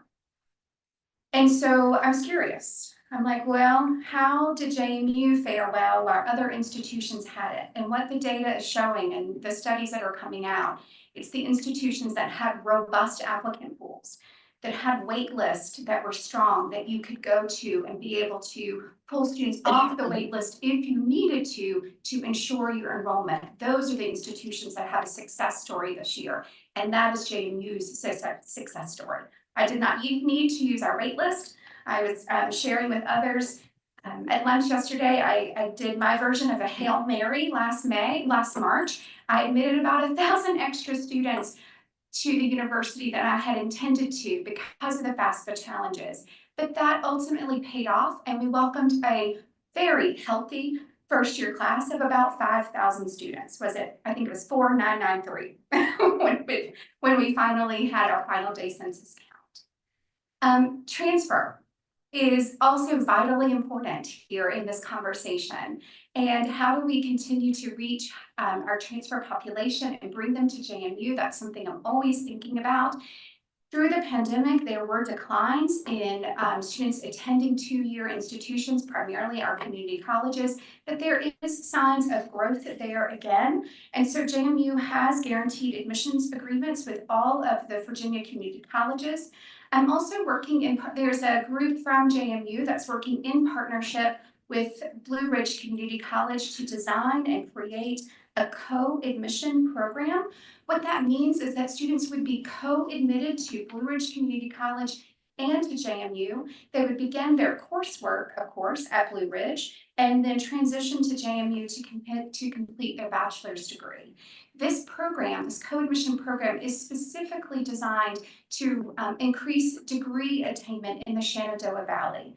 And if it works and we do it right, perhaps it's something we're able to expand to the rest of Virginia in the future.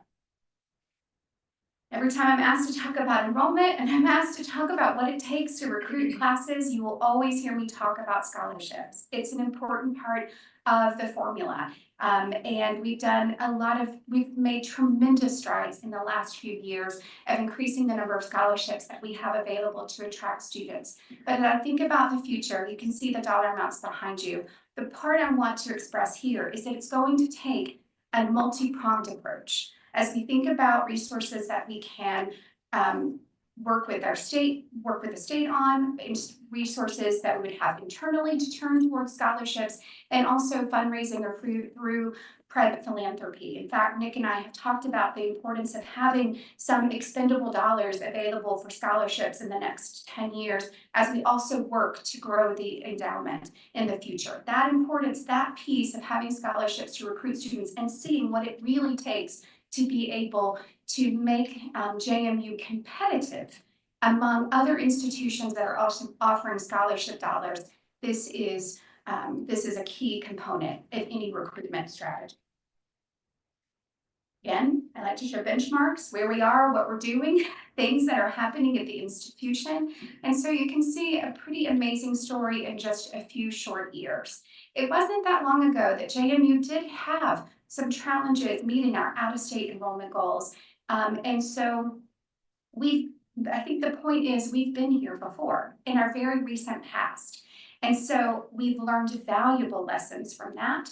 And we have taken that information, and the admissions team pivoted and are moving us forward, and you can see those successes. I'm also pleased to share that about a week ago was our first admissions application deadline for the fall class of 2025. November 1st was that deadline.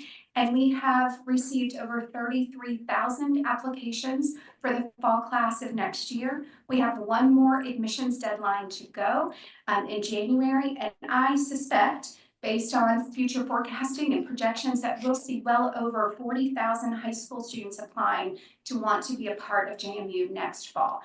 That robust applicant pool, the brand awareness, that building of the interest of JMU is what will be our success as we move forward. So with that, I'm happy to try to answer questions that you may have. Jackie? Yes. Melinda, could you just mention the impact or the effect of the common application I absolutely across the can. board for us? Yes, and we'll talk about that too in the second presentation, but ultimately just around the impact and increase of applications. So we joined the common application in 2021, the first intern class of fall 2022. And we saw significant growth in our applicants. But what was interesting, not only did we see, and we can kind of see a representation of it here. In our applicant pool, in the fall of 2021, we had received 21,000 applications. When we joined the Common App, we saw an 85% increase in our applications over this 3-year period of time. And what I get really excited about is the population of students that are applying to the institution. We saw significant growth in our first generation students and our out-of-state students expressing interest, in our Pell students. We saw an increase in the Commonwealth of rural students within our state applying to the university as well. And that was simply by joining the Common application, removing a barrier of application for students, because before you had to go to JMU's website and fill out our own application. And now you can apply to JMU along with all of the other public institutions within the state. It's one application and you can send that in. Thank you. You're welcome. Yes. I've asked this before, but I'm not sure if I got the answers. Our international students, we're considering them as out of state. They pay out of state tuition, but are we tracking that somehow? Any trends? I think the last time we talked about there is a downward trend. Do we have efforts to reverse that, or how are we recruiting internationally? Yes, absolutely. That's a wonderful question. And my presentation today really does represent what's happening here in the United States, the domestic landscape. There are strategies in place to work on international recruitment, but I will be direct and honest. Through the pandemic, we saw a significant decline in international applicants, and it has been incredibly challenging to rebuild. JY and I are working together with many different efforts and others across campus to try to rebuild our international population. They still represent, I believe we're at about 2% of the enrollment at the university currently, and we have hopes and goals of being able to maybe double that and then eventually triple that, but it takes time. It's harder to recruit international students. And so we need lots of experts to kind of help us do that work, but it absolutely is a part of the strategy. Yes. Oh. Very. Linda, could you also comment about the projections of students, high school students going to college versus a trade? Is that going to shift at all? Or do you think it will stay? Sure. I think, of course, I mean, going into the workforce is always going to be a component here. It's students are thinking that they may want to enter into the workforce immediately after high school graduation. We see that trend in Virginia. Last year, I think it was about 18,000 students who chose to enter into the workforce and rather than going on to a four-year institution. We do see that continuing to be a part of this puzzle, but currently it's between 62 and 64% of high school graduates nationwide will enter into university system, whether that's a 2-year or 4-year. And so that's roughly 1.9 million. The projections say that that will hold pretty consistent in the future. Thank you. Mhm. Dave? Yeah, so obviously, we were talking about the shift, primarily JMU has focused in the Northeast in recent years. Yes. But obviously, as the trend shows, we are gonna have to go further to the south and also defend ourselves. Does that shift what the prospective student model looks like as far as their GPA, what we're kind of looking for as a student, and then secondarily, does it shift what majors and academic course study they're looking for? Does a student in the Northeast, are they looking for something different academically from a major perspective than somebody in the Southeast? And do we kind of meet those expectations of what a student in the South may want from a university? Sure, that's a great Experience. question. I may not be able to answer it specifically to the South, but I can answer in general terms. And I'll start with your first question first, because that's where we're going in the next presentation, is about what admissions actually looks for in the criteria to make an admission decision. We're going to do a deep dive and pulling back those curtains, and we're going to talk about how that decision is made and where we will compromise and where we won't compromise. And that's whether you are an in-state applicant or an out-of-state applicant. So we're going to get into that, and I'll just table that piece of the question for a moment. And then I'll take part 2, and I'm sure, Bob, you may also have an answer here as well. What I see in the data and the trends of students and what they're interested in the future is the health sciences, is business, and STEM fields, which are a strength of JMU's. And Bob, I don't know if you would have anything else to add to that list. Remarkably, high school students' interests seem to be pretty consistent, no matter where they're going. So we're seeing the same kinds of interests, whether folks are in state or out of state. And it's exactly in the areas that. Any other questions for Melinda? And then the last one, just on the Common App, obviously, Yes. like my daughter, we just gone through the whole process. I know Nick did the same thing. Using the Common App makes it so much easier to select a ton of different colleges to apply to. How are we trying to access those who have gone through the Common App, started filling out those applications, to try to get them to add JMU as another school that they're applying to? Absolutely. That's a very good question. So when a student starts the common application, they can build a list of institutions that they are considering. And I get that data automatically. So if you have put JMU, you have to put JMU on the list in order for me to get that information. And then I can start, we do communicate with those students to make sure they know about upcoming deadlines, the information that we'll be looking for to complete their application. We do start a recruitment strategy. And so that happens every year. We start that in August until we hit our first deadline. And if there's still suspects, that's what it's called, sitting out there, we'll go with round 2 and work to have them complete their applications for JMU by the January 20th deadline. So we are doing Which that. I'll do really well, because I sent all the emails from that also to my daughter. So great job on that part. Okay, thank you.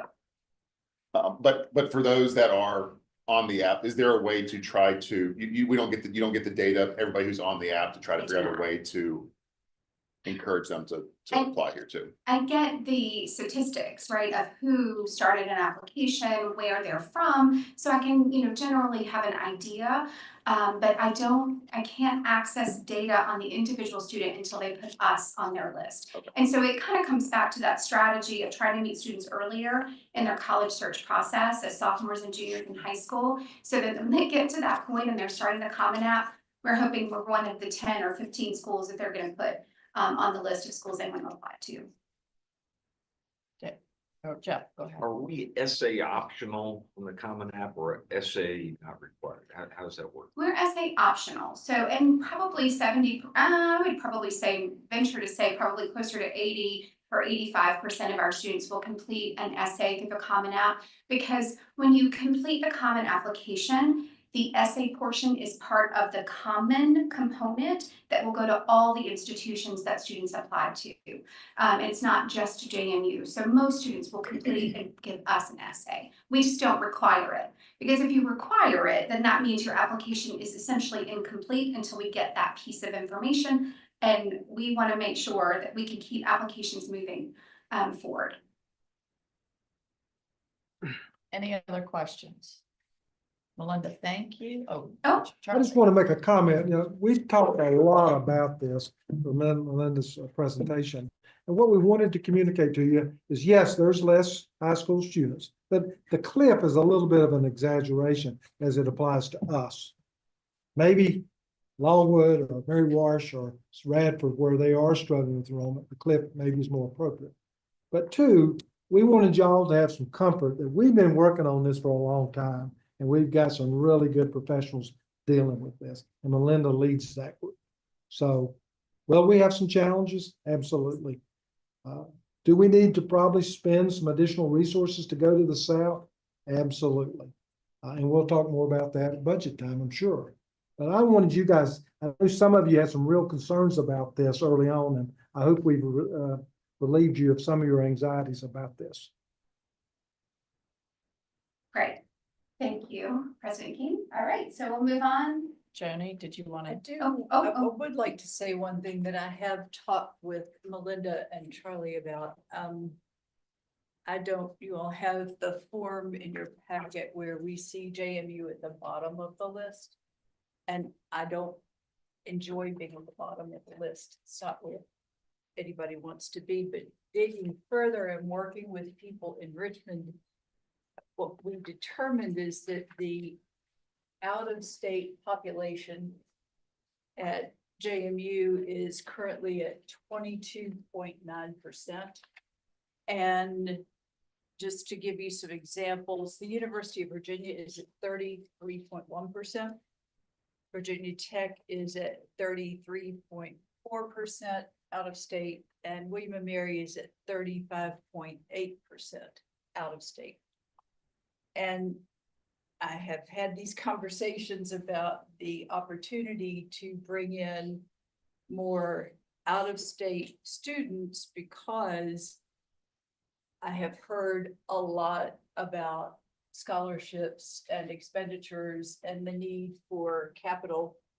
And the empath in me would like to continue with all of these programs that are considered free to the students. And I think if we're going to be good stewards of the taxpayers' money, we have an obligation to do something on the revenue side.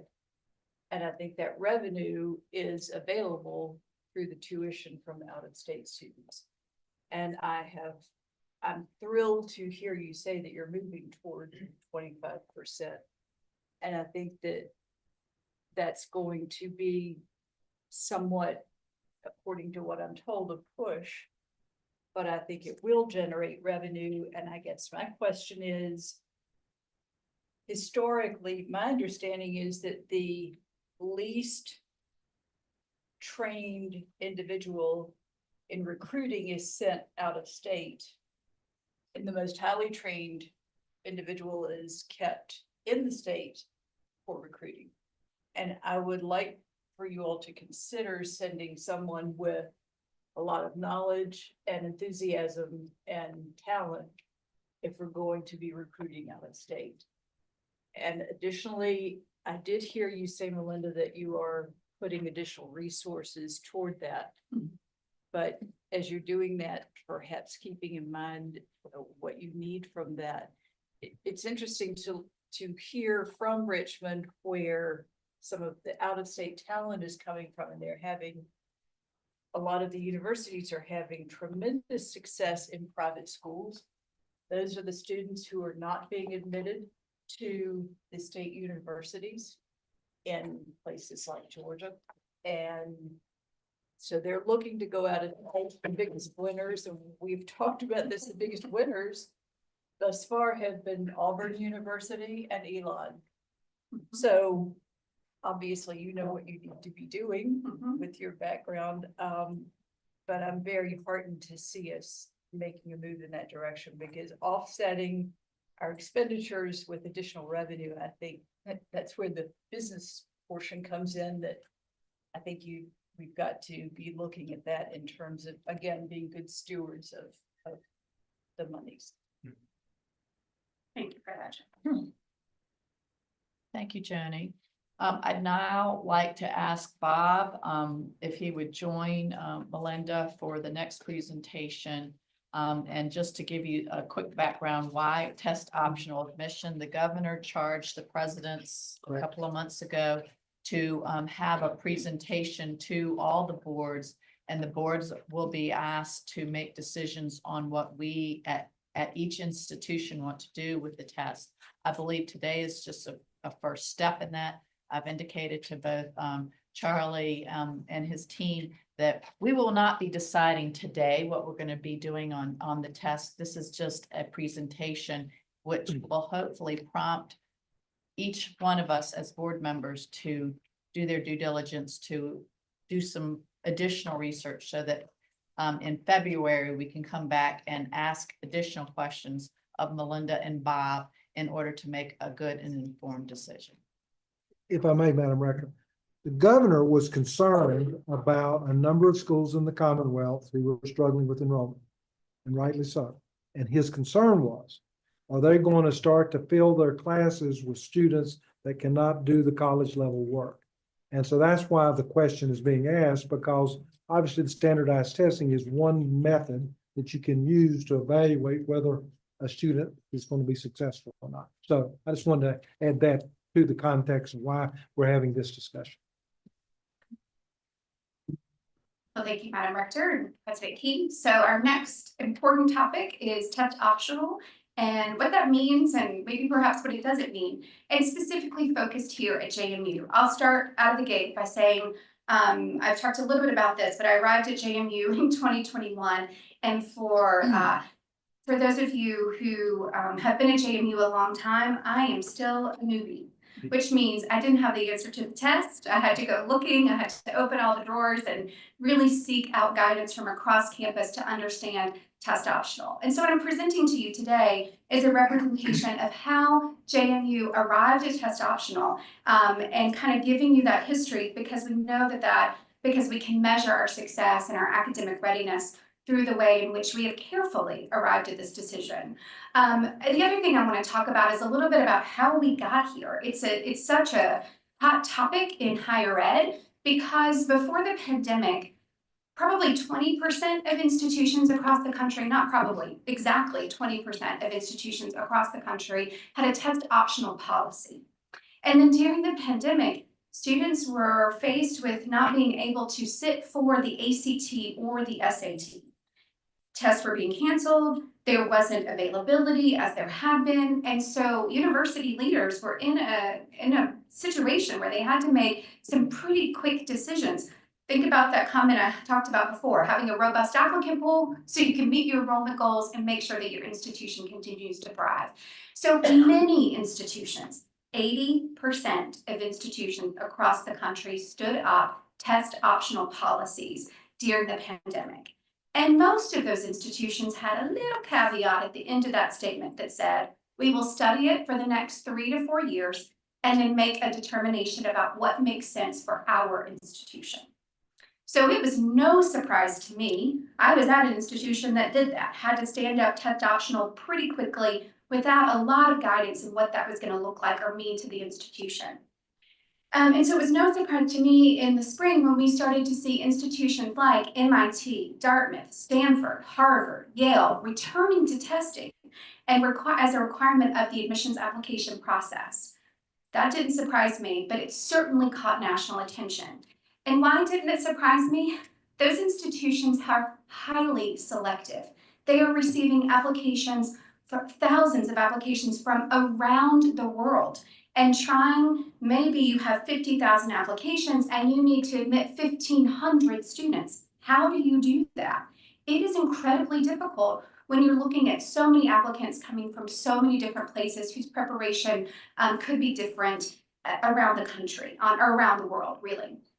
So it didn't surprise me. Now, we're working on a much more selective rate to the institution, but we are not there yet. We're not in those single digits in terms of our admission rate. In fact, most of the applicants that are coming to JMU come to us from the same high schools, the same school districts. There's a consistency there in our history that we can look back at and really rely and understand those high schools, their curriculum, and a student's preparation. So it's a little bit different of a landscape for JMU. So that's my introduction, and now I want to present kind of the information that I was able to gather and what we were doing. Because like I said, I had to go back and really open all the drawers and pull out the information to sort of understand how we got to where we are, and whether or not we're successful in what we're doing. And Bob's going to join me to talk about that piece of it. So it really, the story kind of starts for JMU in 1998 when the Virginia Department of Education introduced the Advanced Studies Diploma track for high school students. That diploma track was specifically designed for college and career readiness. So that's the start of the story, and I think that's a really important piece of this. So at that time, JMU admissions was primarily using a student's cumulative high school GPA and test scores to make an admission decision. That was the rubric. We were looking to make sure they had courses like English and math, to make sure they had completed some of those core classes, but the decision came down to core GPA, or the cumulative GPA, and their test score. As the Advanced Studies Diploma began to take shape, more high schools were having more students take advantage of that. Curriculums began to change, like more offerings of AP classes or introduction of international baccalaureate programs or dual enrollment programs. We saw curriculums in high schools begin to shift to focus on opportunities for high school students to complete the Advanced Studies Diploma here in Virginia.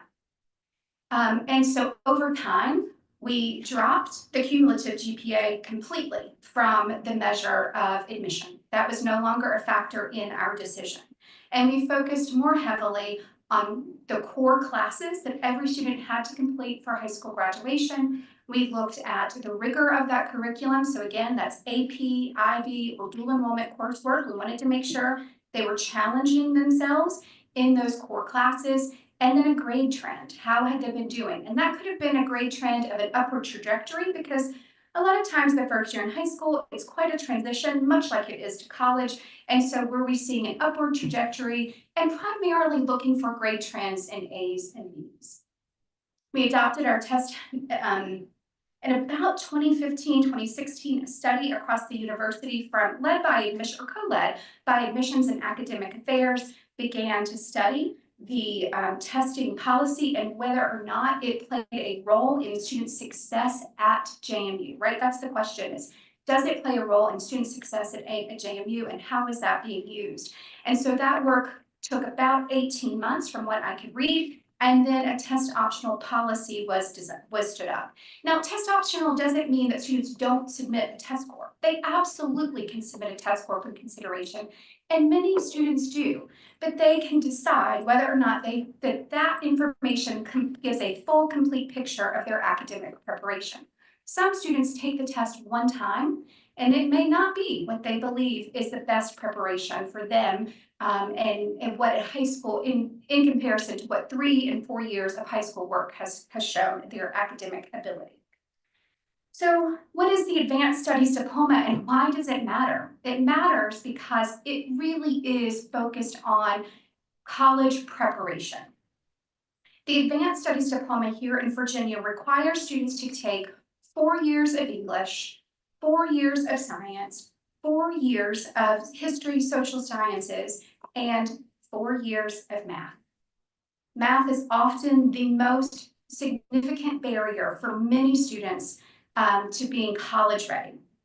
And so because the math component, which requires students to specifically complete a math beyond Algebra 2, which could look like trigonometry, statistics, pre-calc, calc, JMU said, we will not compromise in terms of the math readiness for our students, and we haven't. So to your question about, do we have to change our admit rates for students or our admit criteria for in and out of state? We don't. Every student has to meet this criteria that you see listed here as a part of their consideration for admission to the university. And then in the background, we calculate what's called a curriculum rating scale that looks at the rigor. Again, that's the AP course choice, their IB or dual enrollment classes that a student may have taken in addition to honors, and we calculate an academic rating scale. The piece I want you to really hone in on here is we do that based on the applicant's high school. So as we think about JMU and we think about the students that are coming to us, I said it's pretty consistent in terms of the high schools where students are applying from. We get hundreds of applications from these institutions and have been getting them for years and years. So we understand what curriculums are offered to students in high schools and then what students choose to take advantage of. And that becomes really where we rely on making our admission decision, because we have seen that that ultimately helps determine their success at JMU. So, and then we have a lot of ways to make sure we're consistent in that decision process, because checks and balances are critical. One of the first things that we do every year over the summer is we go back and we see if there's been any recommendations or changes to the Advanced Studies Diploma by the Virginia Department of Education. We also review any curricular changes that may be coming from the high schools that feed us our majority of applicants to the university. And we do rigorous reader training. I wish there was space in this room to bring all 28 of my readers to you so you could lay eyes on who these individuals are that are reading applications, but there wasn't enough room. But we do rigorous application review training, and mainly when we're doing that training, we're looking at the high schools. And to your point, Joni, about having our best and brightest in state, this is one of the reasons. They know their high schools. They have developed relationships with high school counselors. There's real communication and a sense of relationship building that goes on between our admissions counselors and our high school counselors, so that we can have conversations about any changes or disruptions as we're thinking about admissions. I can't express to you how important that relationship component is, especially here in the Commonwealth, because it's 70, soon to be 75% or 77% of our enrollment at the institution. Those relationships matter. And what we hear from high school counselors on the opposite side of the desk is they can predict with almost 95 or 98% accuracy who will be admitted to JMU versus who will not be admitted to JMU. So they are advising their students appropriately about when to apply to us versus maybe they should look at a transfer opportunity if they're really interested in JMU. And we hear that often. The last thing that I'll say is the importance of utilizing 3 years of admission decisions to help guide us. I came from an institution where we threw out the history books and we started fresh every year with a new applicant pool. We never looked back to see what we did before in high schools.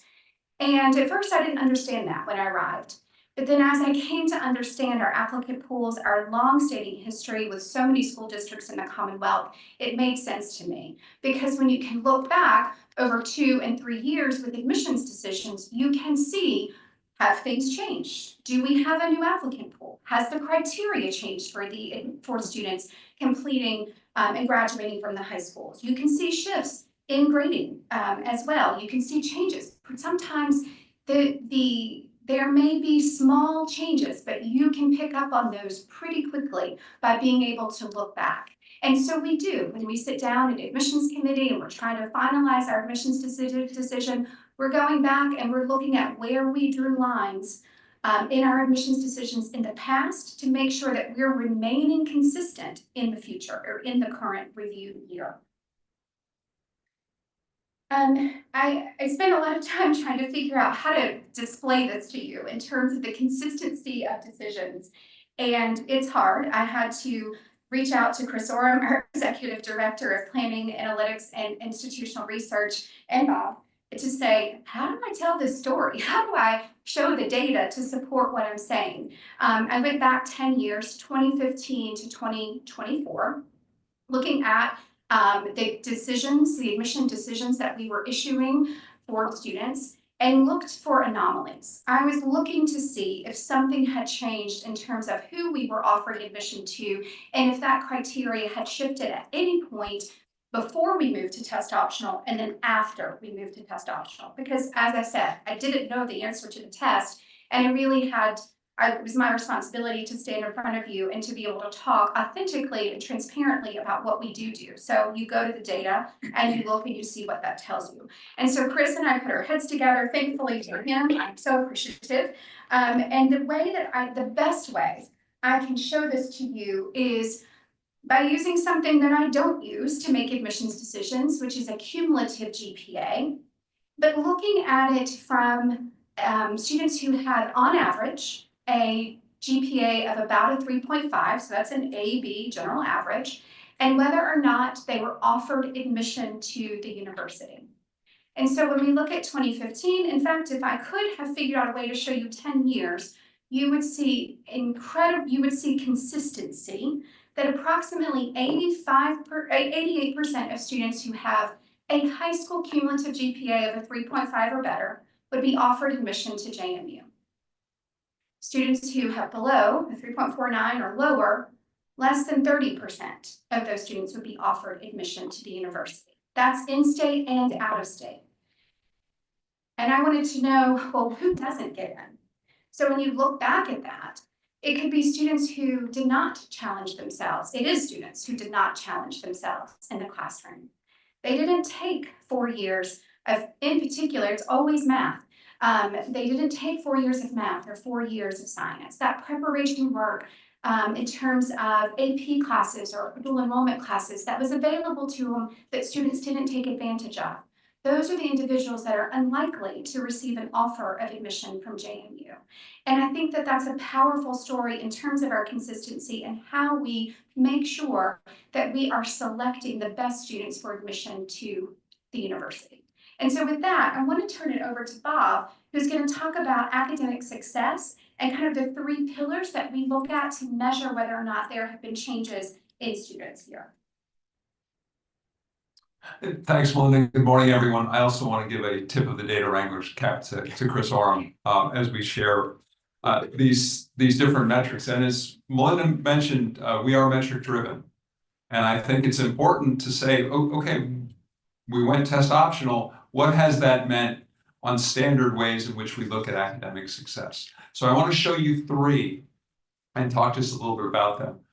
So the first is first semester GPA. And if you look at the x-axis here, this is over a 20-year period. Not seeing much grade inflation, I have to tell you. And I'm also seeing a very consistent story, both pre and post test optional decisions. So now we're not thinking about who Melinda is admitting, we're thinking about who's actually here. So this is the data of the students that are in front of us. And this is the trend over the last 20 years of first year GPA. And it is incredibly consistent. This is retention rate of students into the second year. And at Academic Excellence yesterday, I bragged a little bit about our current retention rate, which you'll see in the far right. Almost 92% of our students are returning from the first year to the second year. And you'll notice that that is also very consistent over a period of a similar extent. No change, pre-test optional, post-test optional. The final measure that we had to share for you is looking at graduation rates. And I will say that at this point, this is a little bit of an equivocal measure because the standard graduation rate that we measure is 6-year graduation rates. That means there's only one test optional cohort here, the one on the very far right. But you'll see that, again, we have a very consistent graduation rate. You do see a slight downward trend starting in the class that entered in 2013. At that point, you may recall that we decided to start to recruit and admit more broadly because we felt like we were not including folks across a full range of socioeconomic classes. We typically were an upper middle income school. And that was showing the graduation rates. And by expanding that, we expanded opportunity, but we also brought in students that had some more challenges. And so we do see a very slight decline. We do have 4-year graduation rates that aren't shown for the last 2 years. We did see a drop in COVID the class that entered in 2019. It bounced right back for the class that entered in 2020. And that is very similar to what we were seeing in 2013 and 2014, within about 0.5%. So also no evidence here, although this is a much shorter timeline. And I would like to see a few more years before I would definitively say no change. Where on the other two, there's clearly no change over an extended period of time. So I think once they're here, what we're seeing is the performance looks pretty similar to a pretty long period of time. And I have been here for all of those years and can attest to that personally as well. So Melinda, you want to wrap us up? Thank you. So in summary, I just will restate that at this time, we do not see any significant changes in the benchmark that we would consider for academic success at JMU. And we watch this very closely, and I would be one among the first to say if I thought we should reintroduce testing into the admissions process, because if we had seen changes, those would have been immediately obvious to us as those classes began entering into the university. And so therefore, I think that we have drilled in on a methodology to be able to identify students who can be successful at the university. The test optional and really our move to the common application has certainly increased, to Bob's point, the students that we hope to serve in the future, and it is part of our educational mission. So we have seen increases in applications from students who are first generation and Pell students at the university. And we know that because JMU has such a strong system of student support, that we can continue to support those students through their time here. And we see that through the retention rates that Bob just highlighted for you. And last but not least, test optional remains part of our strategy to be competitive as a part of the enrollment cliff, our future enrollment strategies. As of today, as of this presentation, there are public institutions in Virginia, along with the privates, remain test optional. Our peer institutions, along with our cross-applicant institutions, are test optional. And our Sunbelt schools, and I'm sure there are other leagues that we're looking to join in the future. And if I were to examine those, we probably will see that those institutions remain test optional. So with that, I'm happy to answer any questions that you may have. Yes, Jack. Yeah, I have a question, and this is not suggesting a proclivity, but just for information, if JMU were to make the tests, standardized tests required, what impact would that have on your office's admissions protocols? Sure. So the first piece I think about immediately is making sure that I can have a robust applicant to be able to meet our enrollment goals in the future. And so when other institutions that our students are considering, our peer schools, our cross-applicant schools, the schools here in Virginia do not require testing, I am likely to see a decline in the applications, or I can see applications submitted but not complete. And if an application isn't complete, I cannot make an admissions decision. So therefore, it would hamstring us, our ability to be able to make offers to the class to meet our enrollment goals. It has that potential. I appreciate that question. Other questions for? I got time. Thank you. So Melinda, the low 80% graduation rate, where do we stand? And do you have any metrics for other Virginia state schools, how we compare, or maybe R2 institutions, how we compare, Sunbelt schools, how we compare? Where are we in that range? We compare very favorably. I suspect off the top of his head, Chris actually knows the answer to that. I think we're top 5 in terms of the state public institutions with that. And then if you look at large public R2s, so above 10,000 students, I believe, last I checked, we were number 1. Wow. So that's a very high rate, even though there's been that fluctuation, that variation, that still would put us in the very top among large publics up to the R2s. We're chasing UVA and William and Mary typically are around 90%. Right. And then and that's why I kind of caveat that with top, large institutions. Yeah, those are typically ones that you see those. Well, it's harder to get a rate as high as what we see here when you have more students. Sure. Yeah. That's remarkable. It compares very favorably nationally. I have Terry next.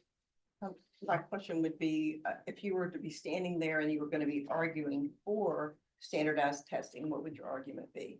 I'm trying to look at both sides.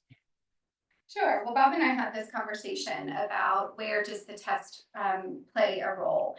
And as I mentioned, I'll come at it this way. When you read data on testing and the role in the admissions and whether or not the value it plays in the admissions decision, there's research to support both sides, right? But there's two things that are really consistent in the data on testing, and that is that it certainly does play a role at the most selective institutions in our country, right? Those institutions that have low admit rates and they're looking at thousands of applications and trying to find the diamond in the rough for their admission. The other thing that the test score does help predict is the success in the first semester and perhaps the first year. And so that's one of the reasons that we went to the fall GPA to see if there had been changes. I think I was supposed to set that piece up and forgot to do so. And so that's why we immediately went to the fall GPA to see if there had been any changes or disruptions in that student performance for the first semester. And we also did look at the first year, and it is also equally consistent. So those would be the two ways that we would think about the use of tests, in particular in the admission decision. Bob, I don't know if you have something else to add. No, that's kind of. Jeff, you had, Can I ask 2 questions? Do we have Go. time? go ahead. Okay, first one, can we back up 2 slides? I think it's graduation rates have fluctuated between 80, there you go. Last number, the last bar, fall 2018. Do we have the next years? We just haven't displayed them on. So I'm sorry, I should have said that. Our typical metric in looking at this are 6-year graduation rates. Okay. So fall 18 is the last place for which we have a 6-year graduation rate.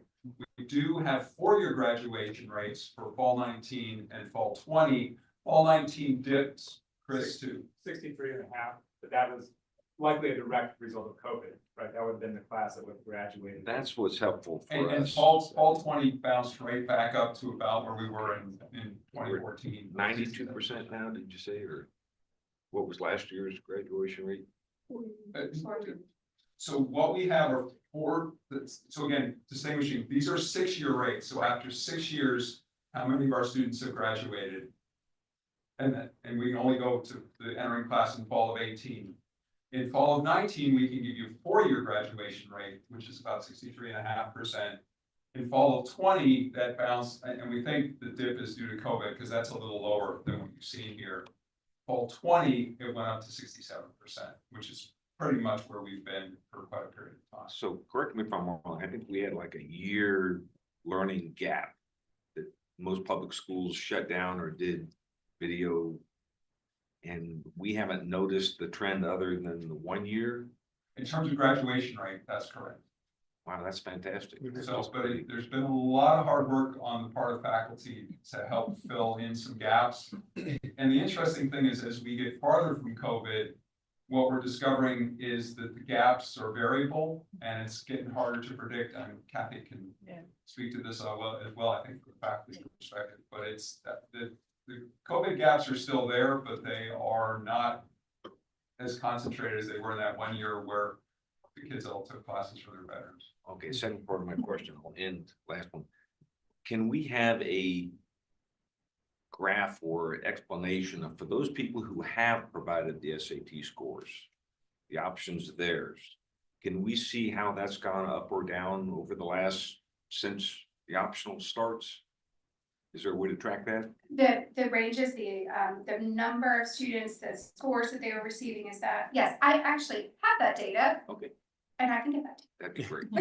You'll also see consistency there as well, in Good. terms of the students that we are admitting, the middle 50% of their reported SAT and ACT scores, and you'll see consistency there as well. Can we lay that on top of the national SAT average, how it's gone up and down with the COVID learning gap?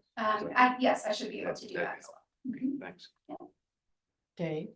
If we were to move to adopt the policy of everybody must apply, how would you kind of utilize those metrics as opposed to, would it carry more weight versus their GPA? How would it kind of factor into the overall decision-making process? Is it a, you know, there must be at this level on the SAT to be considered? How would that requirement kind of fit into the overall admissions review process? Sure. So students send us their SATs now, and we will consider that if it is available to us in the process. and it still carries, it's sort of the fifth piece of information that we look at when it's available to us. And so that is where it would stay, right? The curriculum and the preparation that students are taking in comparison to what their high school has to offer them will always be the number one predictor of the admission decision. How well they've done in those courses over a period of 3.5 years when they apply to the university will be pieces that have a stronger correlation for admission and success at the university. So basically, if to avoid those where there are kids that do struggle on the standardized testing, but have excelled in their school, it wouldn't be an overriding deficit to them if they underperformed on the SAT, but they've got That's right. exceptional work in the classroom to kind of That's right. justify it. We wouldn't use the test score as a detractor from their, a subtraction, right? Yeah. From their ability to be admitted. It wouldn't impact them in significant ways. We really would go back to the classroom and their preparation. That's that history piece. Yeah, and I just want to draw a line under that.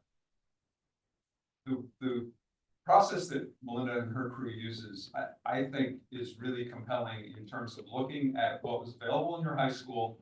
Did you challenge yourself? Because we're going to challenge you when you get here. And so if you didn't, you're going to find this experience a whole lot more difficult and perhaps impossible versus you took a rigorous curriculum in high school, given whatever your high school had to offer, you're going to be more ready to succeed here. And those are the students that we want to see. And so we, from the academic affairs standpoint, we're very supportive of this approach. Because again, as Melinda noted, SAT scores can tell you a little bit about how you might do in a first semester or first year. They're not particularly effective in predicting graduation. So we're strongly supportive of what our colleagues have mentioned. Okay, you're okay? Okay. Any other questions? Yes, Nikki. As you're looking at other states and recruiting students from new places, do the SAT or other tests have value in comparing between states? Or are you finding that most states have similar requirements for graduation for their students? Sure, that's a great question. So as we look in new places, right, as we talked about exploring the South and the opportunities to recruit students from there, we'll have a learning curve about the high schools and what curriculums they offer to students. But that's building the database and learning the metrics about and learning what those institutions have to offer. I came from North Carolina, so I'm pretty familiar with what North Carolina requirements, which model similar to here in Virginia. And that is where we're seeing the most growth in our applicant pool is from North Carolina. And so we will continue to make sure that students have the ability. I come back to math on this one because it's always the most challenging piece. It's the most complicated hurdle to jump. And so we have to make sure that students have the ability to take classes like trigonometry, stats, pre-calc, calc, and not penalize them if that wasn't an opportunity that their high school didn't offer them from out of state. And so it's very few, if any at all, and we're seeing students that are still, and our applicant pool is still showing us that students are taking their stretching in those additional academic classes, particularly in math. Any other questions? Thank you very much. We will look forward to working with you in the coming months to make a good informed decision in February. Thank you. Harry. Yes. Madam Rector, I move that the board go into closed session to discuss the following matters pursuant to section 2.2 thank you, 2.2-311 A1 of the Code of Virginia. I move that we go into closed session to discuss personnel matters involving assignments, promotions, performance, retirements, hiring, resignations, salary adjustments, and status changes of faculty members, university administrators, and appointees pursuant to section 2.2-311 A3 of the Code of Virginia to discuss the disposition of publicly held real property located in Harrisonburg, Virginia, and pursuant to section 2.2-311 A7 to consult with legal counsel pertaining to actual or probable litigation. And lastly, pursuant to section 2.2-311 A8 to consult with legal counsel for the provision of legal advice by such counsel. I have a second. Second. All in favor, say aye. Aye. Very good. We are now in closed session. I'd like to invite our guest to leave, and we will reconvene in 5 minutes to start our closed session. Thank you all for coming. Oh,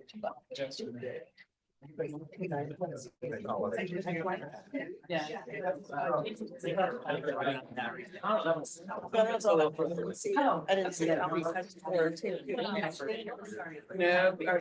I didn't want to be picture.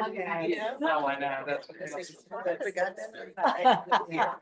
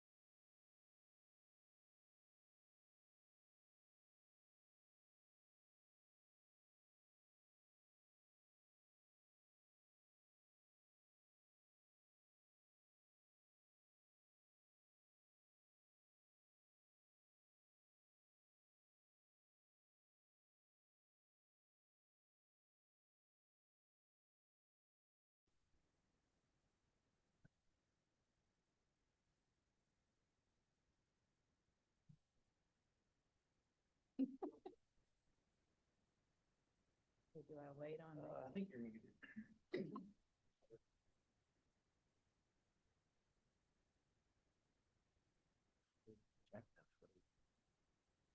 I'm muted. We have a quorum. Okay. We have a quorum. Very fine. Okay, welcome back, everyone. During the closed session, the board discussed only matters lawfully exempt from open meeting requirements and only those types of matters identified in the motion for the closed session. I will go around the room and ask for an aye from agree from Agree. everyone. Jack? Yes, agreed. Agree. Agreed. Agreed? Agree. We're back in session. The first, I will be looking for a motion to approve the personnel action report. Madam Rector, I move to board approve the personnel action report. Second. Any discussion? All in favor, say aye. Aye. Thank you. I'm now looking for a motion regarding real estate. Madam Rector, I move to direct the president to conduct a feasibility study to replace the university's presidential residence. Is there a second? Second. Any discussion? All those in favor, say aye. Aye. Thank you. Call for a motion regarding the voting rights for the student representative to the board. Right, it's my pleasure. Madam Rector, I move that the student representative to the Board of Visitors be given full voting rights at the appropriate time for selection of a new university president. Is there a second? Oh. A second? Second. Thank you. Discussion. I have one. So just to let you know, we gave the faculty senate representative the ability to vote in the presidential search and failed to do so for the student rep. And so we are just cleaning up the ability for both who are on the presidential search to also participate in our discussions during the interview process and selection. Is there any other? So just to be clear, that's just for the presidential search. Okay, Yeah, we were all Correct. clear about that. That's great. yes, it's only for the. selection Only of the for president. the presidential search.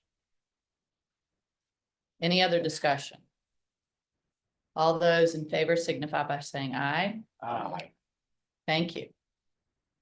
That concludes. Oh, yeah. Do I have a motion to adjourn, please? Motion to adjourn. Second, Second. we're adjourned. Thank you.